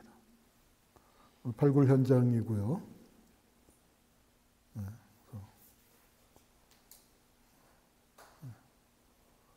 이건 이제 주영성 작가가 찍은 사진입니다. 거기 이제 여기에 공원 그 위령시설이 들어올 거고 민간인 학살을 추모하는 대표적인 위령시설이 아마 여기 산내에 건설될 것 같습니다. 위닝턴 작가는 여기에 이제 가면 그 대전 곤룡골 발굴 현장에 요걸 이렇게 붙여놨어요. 이걸 그걸 다시 사진을 찍었습니다. 그래서 요 이제 사진이 보면은 그 발굴 현장 사진은 위닝턴 기자가 찍은 사진하고 미군이 찍은 사진하고 그게 이제 이따 보면은 약간 섞여서 나올 겁니다. 위닝턴 기자는 이렇게 생겼고 아이스 오브 더 트루스 이 책은 작은 팜플렛인데 제가 갖고 있어요. 근데 책이 지금 제 표지가 떨어져 갖고 낡아서 직접 진열을 못 하고 있는데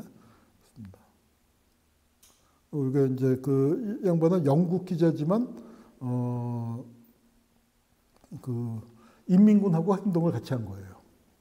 그래서 학살이 끝난 다음에 현장을 가장 먼저 갔었고, 그래서 그러니까 이런 학살 기사를 많이 내는 바람에 영국에선 반역자도 몰려서 20년간 뭐 난민 생활해서 주로 독일에 아마 있었을 겁니다. 그리고 나중에는 뭐 배우도 했다고 그래요. 배우도 영화 배우도 하고 탐정 소설도 쓰고 뭐 재주가 많았던 양반인 것 같은데 그래서 이게 이제 나월 데스밸리 죽음의 계곡이라고 때에서 그 현장을 찍었는데 사진이 좀 흐려요. 원본 자체가 좀 흐립니다. 근데 이게 참 끔찍한 건데 뭐냐면 그러니까 대충 묻었잖아요. 근데 시신이 부패하고 커지면서 이제 그 흙을 뚫고 손발이 삐져나온 사진입니다. 이거는 이제 그러니까 우리 위닝턴 기자가 찍은 건 아닌데 위닝턴 기자가 이제 끼고 있던 데일리 워커에 찍힌 한국 전쟁 관련 사진입니다. 수원역에서 사상범들이 모여 있는데 뭐 아마 처형당하기 전에 어디로 끌려가기 전에 사진인 것 같고요. 실제 사형당하는 장면들 뭐 있습니다. 그리고 한국 전쟁기의 부역자 처벌이라고 해서 홍제지 처형 언덕이라는 게 홍제동 지금 우리 홍제동 그 화장터 있는데 그 연희동으로 넘어가는 그 길 있죠. 지금 우리 애가 그 동네에 사는데 거기가 그 엄청난 이제 서대문 형무소에서 끌고 와서 죽이는 겁니다. 홍제동으로. 옛날 우리 홍제동 화장터라고 하던 거기서. 그래서 거기에 영국군이 보니까 밤낮 끌고 와서 하루에 몇십 명씩 죽이더라. 그래서 서대문 형무소를 방문하고 이게 그래서 사회 문제화되고 적십자에서도 크게 문제가 되고 그랬었습니다. 그래서 영국이 이제 민간인 학살에 대해서 미국을 상당히 견제하는 이제 그런 그 위치에 있었는데 그럼에도 불구하고 그러니까 위닝턴 기자는 영국에서는 반역자 취급을 당한 거죠. 그래서 이제 그 위닝턴 기자의 부인이 이제 나중에 이혼을 하긴 했지만 그 부인이 살아계셔서 이게 2018년인가요? 19년, 18년인 것 같은데 18년도에 이제 가서 거기서 이제 일종의 심포지움을 했습니다. 데이비 밀러란 분하고 또 심규상 기자 그리고 임재근 선생 우리 평화박물관이랑 같이 일하고 있는데 대전에 있지만 이제 이런 분들이 골령골 밝히는 데 앞장섰던 분입니다. 위닝턴 기자를 추모하는 그 부인의 글이었고요. 그래서 낭월동 골령골. 이게 이제 그 현장인데 지금 모습입니다. 골짜기 선이 똑같죠. 또 이때는 사람들이 다 산에서 나무 해가다가 뗄 때니까 나무가 별로 없고 지금은 나무 제법 있습니다. 그리고 이게 이제 오늘 저기 진열된 사진이 언제 발굴이 됐냐면 2000년도에 나온 거예요. 2000년 1월 달에 처음 나와서 이 사진은 미국 국립문서보관소에 오래전부터 있었습니다. 오래전부터 있던 사진이 그래서 신청을 해도 안 나오던 게 공개가 된 거예요. 그래서 이제 사진을 받아서 충격적인 사진을 받아서 이게 한국일보가 또 이제 그 사진을 처음 이렇게 보도를 했습니다. 그때 요 상세한 또 보고서까지 있었고 그래서 이도영 박사라는 분이 계신데 제주 분이세요. 재미교포였는데 아버지가 그 백조일손이라고 백조일손이라는 게 뭐냐면 학살돼서 이제 한꺼번에 묻어놓으니까 누구 편인지 알 수가 없죠. 그러니까 우리 그 할아버지들이 이렇게 많지만 우리가 다 같이 이 할아버지들의 똑같은 손자다 해서 백조일손이란 말을 많이 만들어서 씁니다. 그래서 그쪽 유족회에 계신 분인데 이 사진을 이제 몇 번 청구를 해서 안 나왔는데 어느 날 보니까 나왔다 이거예요. 그래서 이제 그걸 했는데 이도영 박사 젊은 시절이고 지금은 돌아가셨습니다. 한 10년, 12년쯤 됐나요? 근데 왜 이 사진이 공개가 됐느냐? 노근이 학살 때문입니다. 미군에 의한 학살이 AP통신을 타고 널리 알려졌잖아요. 그래서 미군이 한국에서 이런 때는 양민이라는 표현을 많이 쓰죠. 우리가 이제 민간인 학살이라고 하지 양민 학살이라고는 안 하지만 무고한 사람들을 엄청나게 학살했다.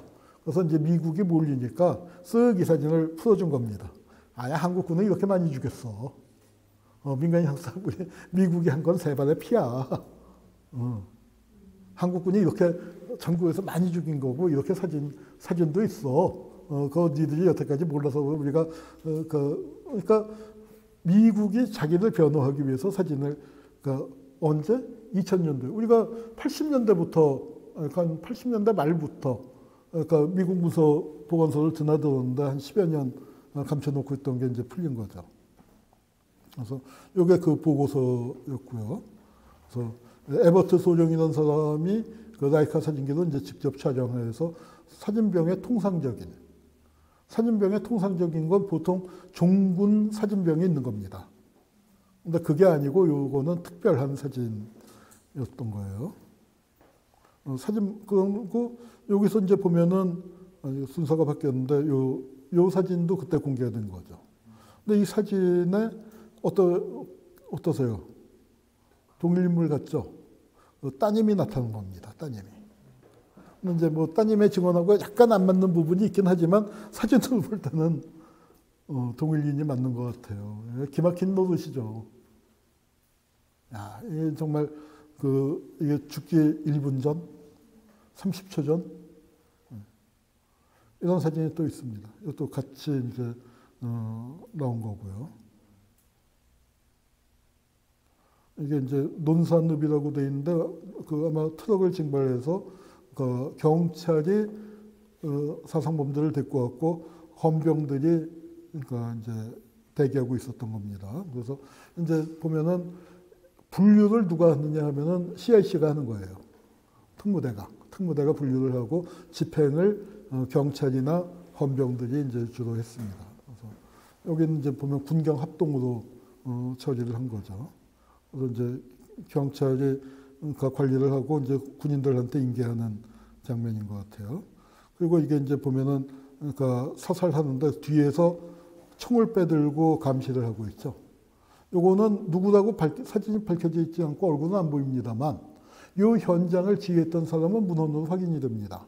심용현이라고 하는 사람인데 누구였냐면은 성신여대 이사장을 했어요. 이제 지금은 성신여대가 좀 문제돼서 아마 이 심신아가 손을 띄었을 텐데 성신여대 이사장을 했고 얼마 전까지 총장을 한 심화진이 이 심용현의 딸이죠. 그래서 여기 육사 8기인가 그런데 아마 집안 학원 물려받느라고 일찍 옷을 벗었습니다. 헌병 장교도 있었고 여기 이제 뭐 이런 사진들이 있습니다. 현장에서 확인 사살이고요. 그다음에 그 후에 이제 다시 요거는 경찰인지 무슨 방위군인지 정확히 모르겠어요. 복장이 경찰하고는 또 복장이 좀 틀린 것 같아요. 그래서 이제 하여튼 그 시신을 이제 매장하는 겁니다. 여기 심규상 기자, 임재근 기자, 박사.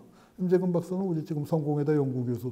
있기는 대전에서 열심히 활동하고 있는데 하고 있습니다. 그리고 이제 같이 나온 사진으로 대구 부역자 사진이 있는데 요거는 51년 4월이에요. 부역자 처벌은 우리가 흔히 아는 게 9.28 서울수복 이후에 50년 10월, 11월, 12월, 1.4후 때까지가 본격적으로 된 걸로 알고 있는데 요거는 부역자 처벌의 끝물쯤 듭니다. 그래서 복장이 보면은 아까 이 군인들은 뭐 팔 걷고 그 하복 차림이죠. 근데 여기는 이제 보면은 그 두꺼운 옷을 입었습니다. 여기 보면은 이 사진이 좀 크긴데 여성인데 삽을 들고 있어요. 그래서 이게 이 사람들이 죽은 사람인지 구덩이를 판 사람들인지는 정확치는 않습니다. 그래서 이제 보통 설명에는 자기가 그 죽을 구덩이를 판 사람들 그렇게 설명이 나와 있는데 그게 100% 그랬을 수 있는데 100% 확실하진 않아요. 100% 확실하지 않고 요분 얼굴 잘 봐두세요. 요분. 여기 그거 이게 군인은 씩 웃고 있죠. 이제 구덩이 속에다가 놓고서 아직 그 고개 숙이고 있고 아직 총 쏘긴 전인 것 같고 이거는 누굴까요? 예, 이 파카는 한국군에는 없습니다. 스키 파카라고 해서 뒤집으면은 하얀색이에요. 이게 이 바깥은 우리 보통 국방색보다는 좀 더 옅은 쑥색에 가까운 색깔이고 그래서 이 파카는 뭐 한국군은 없지만 저도 그래도 어렸을 때 많이 본 파카죠. 그래서 이거는 분명히 뭐 그 귀 모양이 좀 느낌상 미군이죠. 그래서 미군이 지켜보고 있는데 제지는 안 하고 아마 고문관으로 그 현장에 따라온 것 같아요. 그래서 여기서 이제 하여튼 그 이제 이걸 기록 차원에서 사진 촬영을 했고 그래서 축소하거나 은폐하는 자세를 취했고 암묵적으로 승인해 준 것이다. 한국전쟁 사진, 정근식 교육감하고 우리 성공회대 강성민 교수하고 쓴 책입니다. 그래서 그 사진들. 그래서 여기 이제 보면은 그러니까 사격하고 반동으로 고개가 젖혀진 것 같은데 이분이 아까 이 양반이 아닐까 두상으로 볼 때는. 그런데 그것도 확실하진 않아요. 단어는 못 하겠습니다. 사진이 흘려서. 하여튼 그렇게 돼 있고 또서 이제 그러니까 구덩이 속에 집어넣고 나오는 장면이죠. 나오는 장면이고. 그리고 이제 마지막 흙을 매장하는 거고. 조방이 이제 보도연맹은 이것도 뭐 설명드리려면 많지만 보도연맹 맹원증이 있고 그리고 보도연맹과 민간인 학살에 대해서 설명한다면은 우리가 이제 지금 여기 최태욱 박사랑에서 민간인 학살을 꽤 깊이 있게 비중 있게 연구하고 있는데 우리 저 판단으로는 보도연맹 사건이라고 알려진 수많은 사건 중에 상당수는 보도연맹 사건이 아니다. 그러니까 보도연맹 사건이라면 보도연맹원을 소집시켜서 죽인 사건인 거죠. 그게 초기에 분명히 있어요. 쭉 있는데 보면은 죽은 사람 중에 보도연맹원이 있으면은 대개 보도연맹원 사건으로 처리를 했는데 우리가 판단하기에는 그게 아니라 이건 작전으로서의 학살이다. 소개 작전. 소개라는 게 뭐냐면 어떤 지역을 활동을 못하게 이제 민간인들을 다 내보내는 그걸 하면서 거기에 불응하는 사람들을 다 쏴 죽이는데 그게 만주에서 항일 빨치 산토벌 때 쓰던 작전이에요. 그러니까 우리 군대에 만주군 출신들이 많이 왔고 백선엽이가 대표적이죠. 후방에서 저 백야사라고 했으니까 백선엽 야전사령부.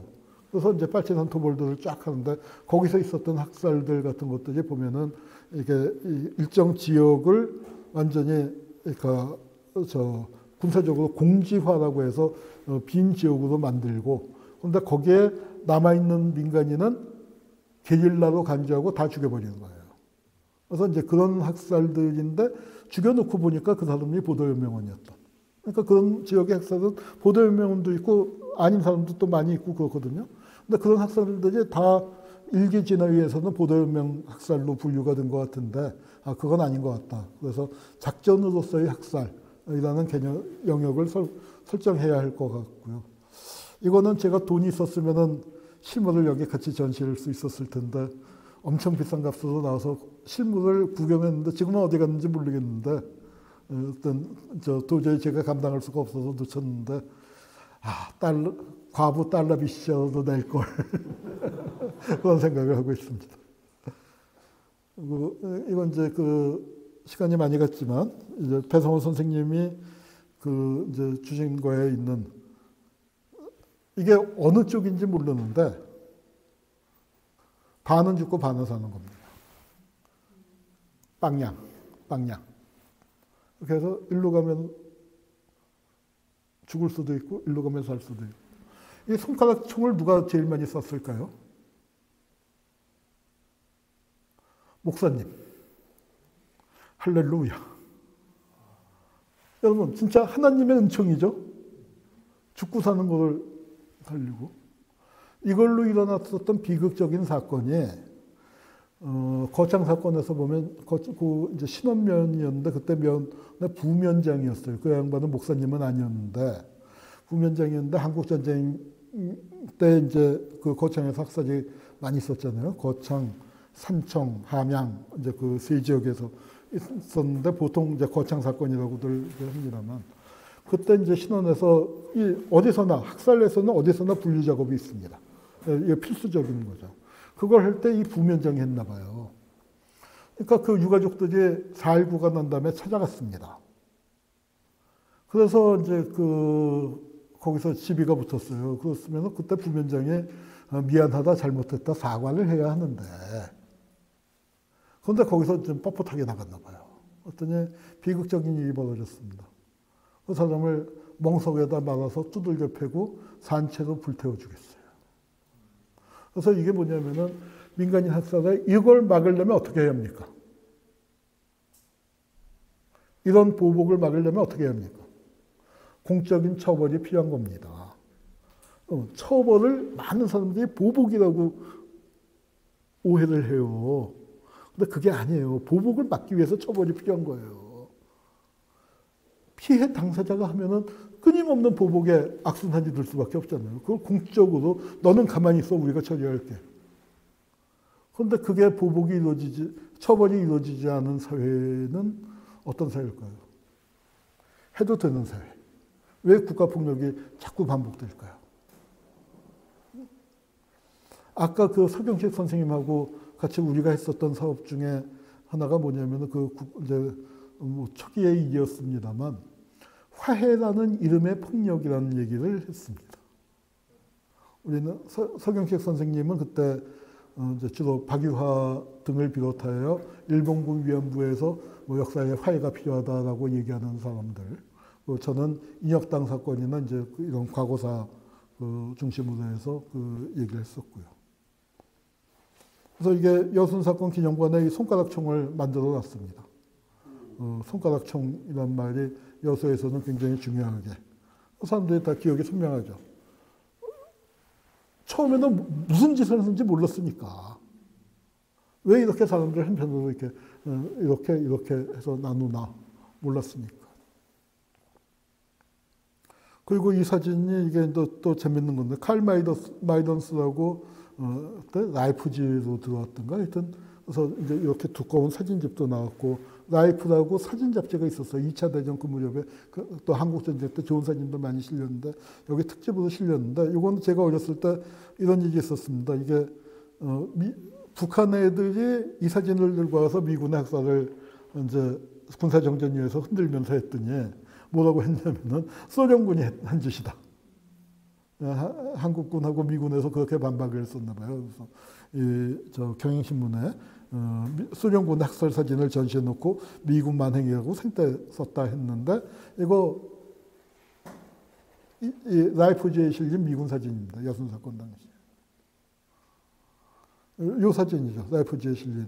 그래서 여기 이제 통곡하는 요 이제 페이지가 갈라져서 이쪽에 더 있어야 하는데 제가 구한 사진이 요거밖에 없어서 요 사진은 하여튼 요 사진들이 마이던스 저 자료집에 다 실려 있습니다. 엊그제 저 77주기에 대통령이 한 말씀 하신 거 갖고 또 난리가 났죠. 항명 사건이다. 지금 이제 내란의 분위기 속에서 반란으로 이제 이 여순사건 구도가 굉장히 재밌습니다. 재밌다는 표현이 그렇지만 처음부터 반란으로 규정을 했고요. 그 다음에 재밌는 게 공산계열과 극우분자의 책동. 극우분자는 누굴까요? 김구를 의미하는 겁니다. 지금 우리 상식으로는 구도 그림이 잘 안 그려지지만 그때 제일 우려했던 게 그거예요. 국회 프락치 사건은 남노당을 친 게 아니에요. 김구 추종자들을 친 겁니다. 남북협상은 실패로 돌아갔다고 하지만 1년이 지났어요. 전쟁 분위기는 고조돼요. 평화 얘기가 나올 수밖에 없습니다. 그러니까 이승만 쪽에서 평화 얘기 안 나오게끔 평화 얘기 나오면 김구한테 힘이 실릴 거 아니에요. 그래서 김구를 살해한 겁니다. 그래서 여기에서 이제 이거 항명 사건으로 봐야 한다.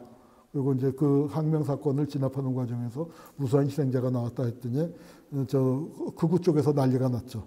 여섯 메시지는 역사 내란이다 하는데 이때 제주 토벌 출동 거부 병사위원회 애국인민에게 호소하며 동족의 가슴에 촛불을 겨눌 수 없습니다. 그 얘기였고 이게 반란이었으면 반란군은 어디로 와야 돼요? 이승만을 무너뜨리러 서울로 와야죠. 근데 항명이었기 때문에 지리산으로 들어간 겁니다. 그래서 여순이 반란이라고 남로당이 일으킨 반란이다. 그렇게 주장하는데 그때 남로당 군사부의 최고 책임자가 누구였습니까? 군부에 침투한. 박정희 소령이었습니다. 그래서 여순 사건이 진짜 남로당이 일으킨 반란이면 박정희가 최고 책임자가 되는 거죠. 실제로 여러분들 기억하시나요? 사상 논쟁이 있었죠. 63년도에. 그때 박정희를 가르칠 때 뭐라고 얘기했냐면 여순 사건에 박정희가 관련돼 있다. 여순 사건 관련자가 정부에 있다. 그러니까 정부에 없다. 이게 박정희 얘기예요. 여순 사건이 왜 얘기가 안 됐냐. 이게 많은 사람들이 학설돼서 안 된 것도 있지만 박정희가 관련됐다라는 의심. 실제로 박정희가 관련된 건 아닙니다. 저는 그렇게 봐요. 왜냐하면 남로당이 지령을 내려서 일어난 반란 사건은 아니었기 때문에. 그래서 박정희가 여순 사건하고는 관련이 없는 건 아니에요. 뭘 했냐면은 박정희가 이 사진 뺐네. 여순 사건 진압군 사령부의 작전 참모도 있었어요. 그러니까 그렇게 관련이 돼 있지. 우리가 흔히 얘기하는 여순 반란 사건에 반란을 일으킨 쪽에 관계된 건 아닙니다. 그런데 이제 그거는 63년도 선거에서는 윤보선 쪽을 떳떳이 밝혀라. 이렇게 얘기했고, 그래서 이게 사상 논쟁의 핵심이에요. 그리고 박정희가 거기에 대해서 굉장히 재밌는 신문 광고인데요. 그러니까 필리버스터 할 때 보니까 야당 의원들이 이거 제가 글 쓴 거 들고 와서 많이 읽었어요. 필리버스터 때. 그러니까 메카시즘의 한국적 아류. 뭐냐면 한민당 후예다 이겁니다. 한민당이 메카시즘 많이 했거든요. 그래서 시꺼먼 새우. 우리 새우 요새는 양식이 회색 새우를 많이 하지만 우리 어렸을 때는 시꺼먼 새우도 많았거든요. 흑새우. 지금도 시장 노량진 가면 있죠. 그거를 후라이팬이라고 했지만 번철, 원문은 번철입니다. 번철은 뭐냐면은 전 무치는 데다 떡볶이, 옛날 떡볶이, 간장 떡볶이, 전 부치는 데 가면은 이게 큰 이만한 후라이팬, 철판 있죠. 그게 번철이에요. 근데 그 새우를, 식감한 새우를 올려놓고 열을 가면 어떻게 됩니까? 빨갱이가 되죠. 내가 국가 원수급인데도 나를 달달달달 볶아서 빨갱이를 만드는데 일반 시민들은 오죽하겠냐. 그래서 우리는 차제 한국적 메카시즘의 신봉자를 우리 사회에서 일소시키기 위해서 분연히 걸게하여 과감히 투쟁합시다. 어때요? 동참하셨잖아요. 누가 동참을 했을까요? 이게 여순 사건 자료 공개를 선거 이틀 앞두고 한 겁니다. 10월 15일이 선거인데 10월 13일 날 동아일보 호회를 만들어서 몇백만 부를 뿌린 거예요. 윤보선 측에서는 이거 한 방이면 선거 끝이다. 박정희 빨갱이다. 박정희가 무기징역을 받았다. 이 신문을 박정희가 다 없앴는데 신문사 조사부에 있는 건 안 없앴거든요. 윤보선의 비서가 신문기자 출신이라서 조사부에 가면 있을 거야. 그래서 이걸 찾아내서 꼭 쥐고 있다가 살살 군부를 뗀 거죠. 이렇게 정부에 여순 사건 관련자가 있다. 그래서 군부를 떼다가 선거 이틀을 남겨놓고 이걸 터뜨린 겁니다. 게임 끝이라고 생각했는데 어떻게 됐느냐. 여러분 이게 굉장히 재밌는데 우리 지금 선거 치면은 지역 감정 심각하잖아요. 그런데 이 63년 선거에서 박정희가 고향인 경상북도에서 55%를 얻었습니다. 근데 여순 사건이 일어났던 전라남도에서 57%를 얻었어요. 고향보다 더 얻었습니다. 이게 역대 대통령 선거에서 지난번 윤석열 이재명 선거 이전까지는 제일 간발의 차이였거든요. 15만 표밖에 차이가 안 났어요. 15만 표밖에. 그런데 호남에서만 박정희가 35만 표를 이겼습니다. 사상 논쟁을 안 했었으면은 윤보선이 이기는 거예요. 사실은 역효과가 났습니다. 이게 제 평가가 아니고 중앙정보부장 김형욱이도 그렇게 얘기했고 김대중 대통령도 그렇게 얘기했습니다. 박정희는 호남 좌익표로 당선이 됐습니다. 좌익표라기보다는 좌익으로 몰려서 억울함을 갖고 있었던 가족들. 우리 억울함을 박정희가 풀어줄 것 아니냐. 이렇게 차제 메카시즘을 일소시키기 위해서 과감히 걸게하여 분연히 걸게하여 과감히 투쟁합시다. 그래서 다 그리고 박정희 그 구호가 신원조사 같은 거 철폐하겠다, 없애겠다. 근데 어떻게 됐어요? 박정희가 대통령 되고 난 다음에 더 심각하게 그리고 완전히 지역감정 동원해서 이렇게 이제 역사가 거꾸로 간 거죠. 잃어버린 마을 이게 이제 여기 다 집들이 있었는데 없어진 거예요. 이건 고늘동이란 마을인데 제주 이런 데가 몇십 군데가 됩니다. 근데 그 중에서 이제 우리가 마침 사업을 같이 한 게 있어요. 평화박물관에. 우리 저 박만우 선생이 제안을 해서 여기 우리 잃어버린 마을에서 보내는 선물이라고 해서 요 마을이 원래 조를 키웠습니다. 근데 조농사가 제일 힘들다고 그러네요.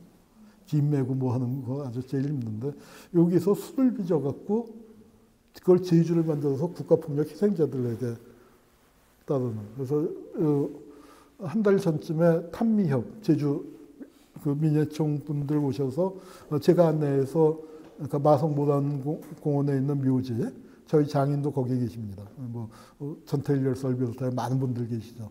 이제 거기 갔을 때 그 술 갖고 와서 이제 다 한 잔씩 따라 드렸고 조 벽에다가 이 그림을 김영화 작가가 세필로 그렸는데 참 너무 아까워서 그 벽을 헐기가 너무너무 아까웠는데 좀 그렇게 됐습니다. 그래서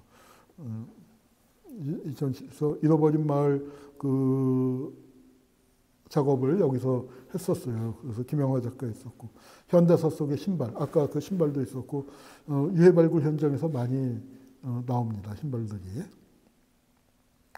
이제 그 이한열의 요 피 묻은 신발 그게 있었고요. 그다음에 이건 YH 사건인데 여기 보면은 맨발로 끌려가잖아요. 보이시나요? 신을 새도 없이. 그래서 사람들 다 끌려가고 난 다음에 이 신발이 있었던 겁니다. 신발하고 머리띠를 있었던 거고요.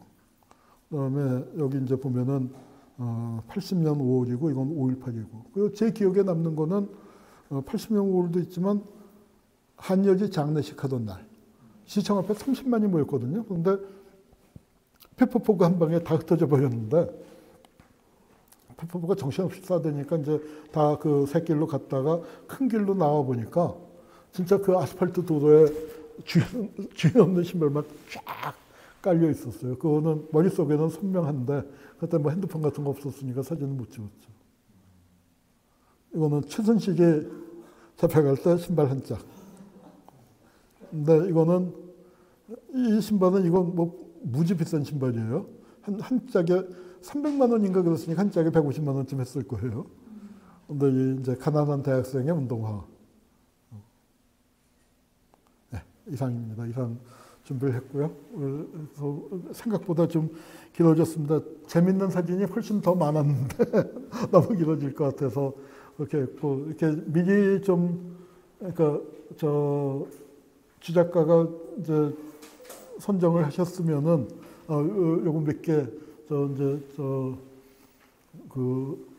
누굽니까 정국은이 사형당하는 사진이나 뭐 그런 것들은 보조도 이제 옆에다가 좀 준비를 해놨어도 좋았을 뻔했는데 그렇습니다. 우리 평화박물관이 이런 거 하고 있고요. 반헌법 행위자 열전은 지금 거진 다 왔지만 아직도 갈 길이 멉니다. 그래서 혹시 여기 이제 후원 회원들이 많이 오셨지만 아직 후원 안 하신 분들은 저 밖에다가 그 후원 가입서를 놓겠습니다. 좀 후원을 해주시면은 감사드리고 후원해주신 분들께는 제가 쓴 책 한 권씩 사인해서 드립니다. 네, 이상입니다. 감사합니다.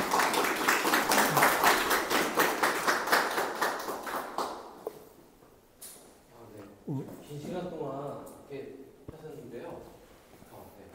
혹시 들으시면서 이렇게 좀 질문 아니면 간단한 소감 뭐 그런 그런 거 이렇게 약간 얘기해 주시면 되게 좋을 것 같아요. 혹시 좀 들으시면서 인상적이거나 좀 그런 느낌이 있으신지.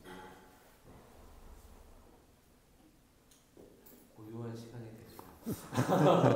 이렇게 꼭 김창룡이 앨범 밑에 이 설명문은 영어로 돼 있던데 예, 예. 김창룡이가 그렇게 쓴 겁니다. 아니 그뭐 특무대 영어 잘하는 사람들 많았죠. 저 노신영 있잖아요. 국무총리진에 노신영이가 김창룡의 부관을 지냈습니다. 그러니까 뭐 그때 저 보안사에 보면은 우리 형도 저 의무고시하고 난 다음에 군대 가 있다가 포항에 있다가 보안사에 차출돼서 보안사에서 전역했고요. 그러니까 그 영어 잘하는 사람들 굉장히 많죠. 그래서 보안사에는 그리고 중앙정보부에도 통역장교 출신들이 그 한 계열을 이룹니다.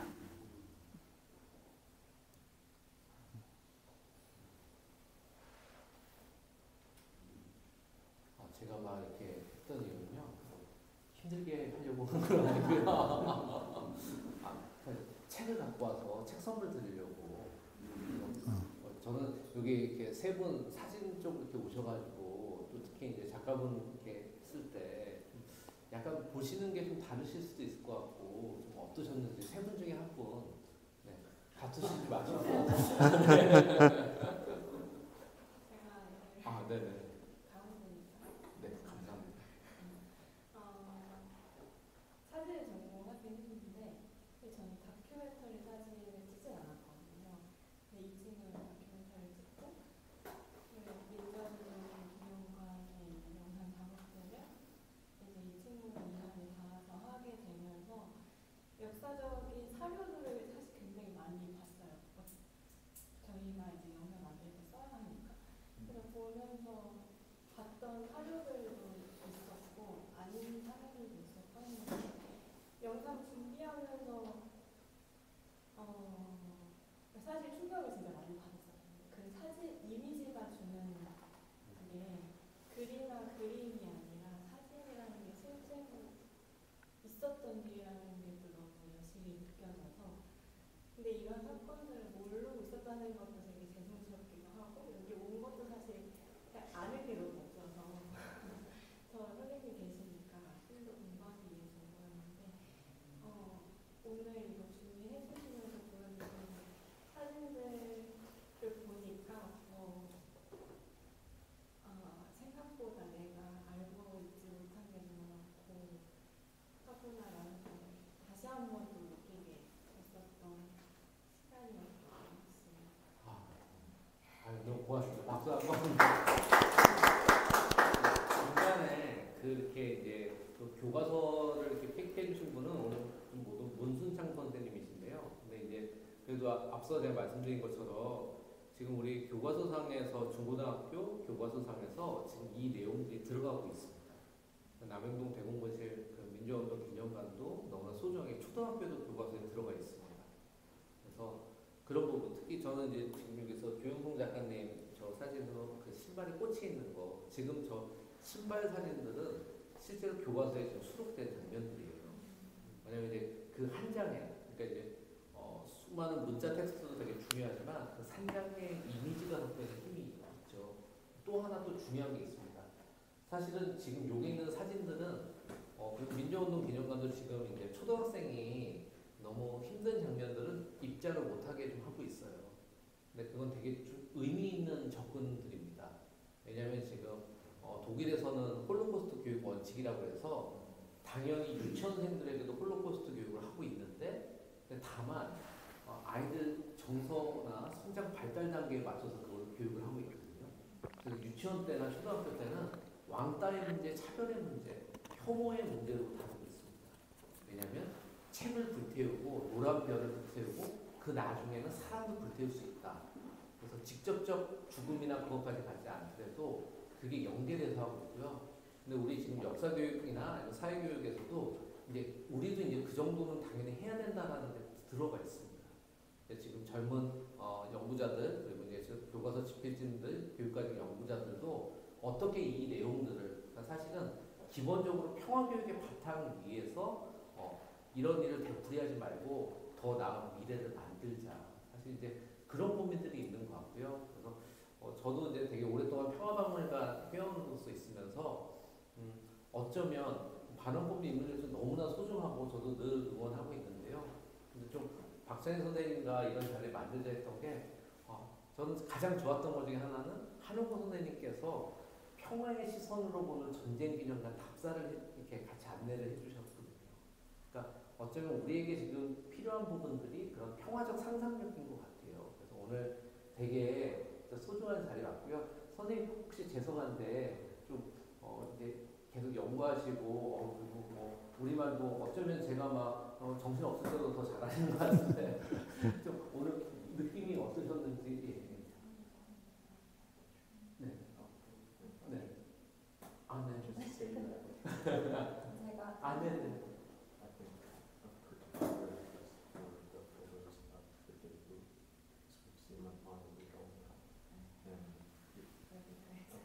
저희 대구 가창골에도 거기 그 추모비에 사진이 있는데 거기 사진은 되게 흐리한데 여기는 선명하게 나와서 사진 보는 게 되게 흥미롭고. So here the explanation gives them a different meaning than they were displayed on the viewing track without explanation.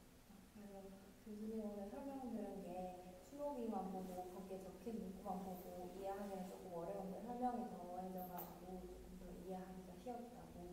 And other services regarding the AMSA project, I find it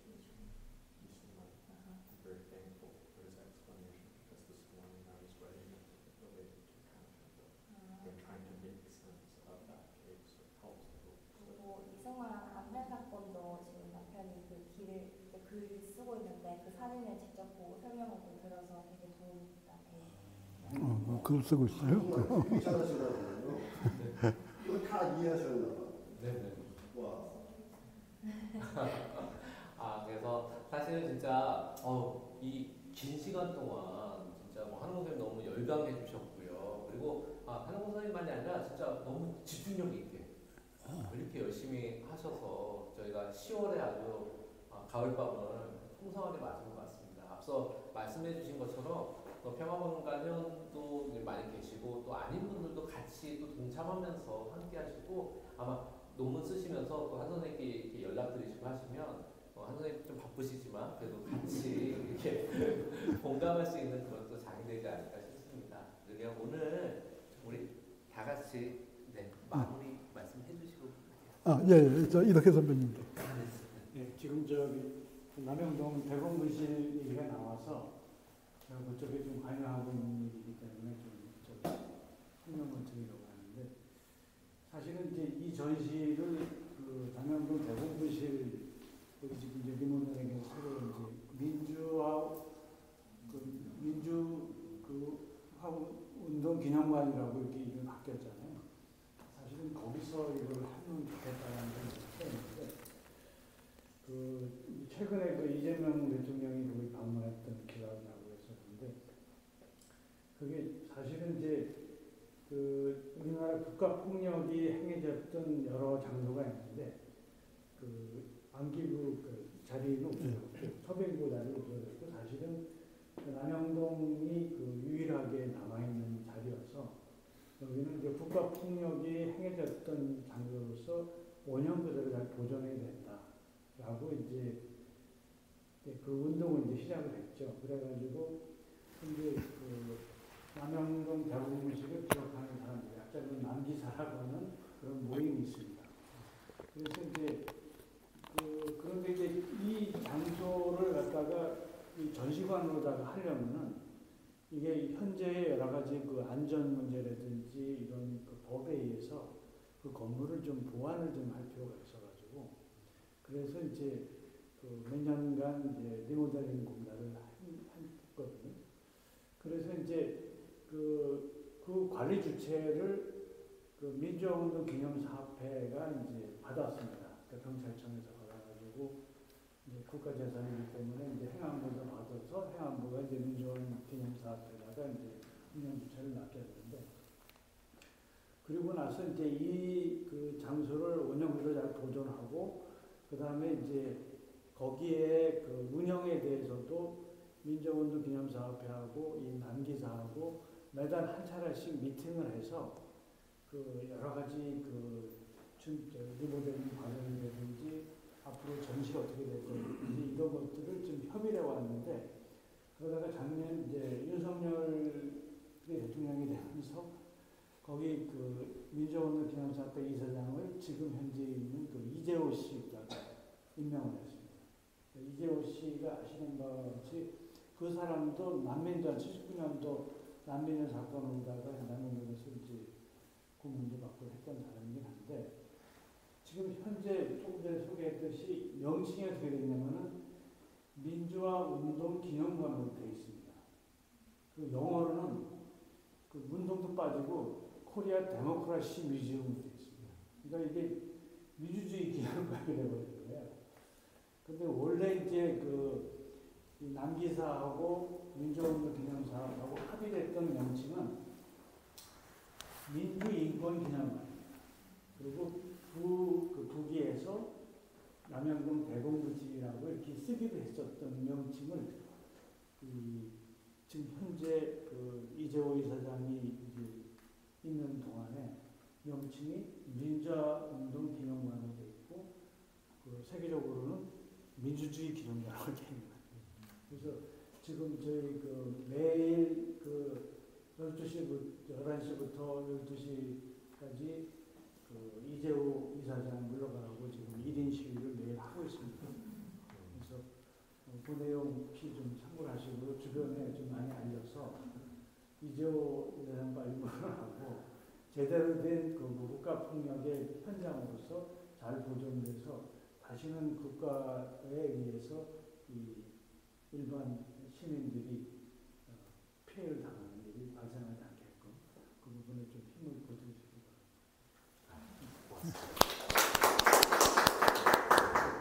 바랍니다. 그 한 장만 빠진 거 설명을 할게요. 그 아까 자료 정리하다 빠뜨렸는데 아까 그 저 이승만 저격 사진 있고 그 옆에 정국은이잖아요. 그 맨 밑에 보면은 여성이 총을 들고 있습니다.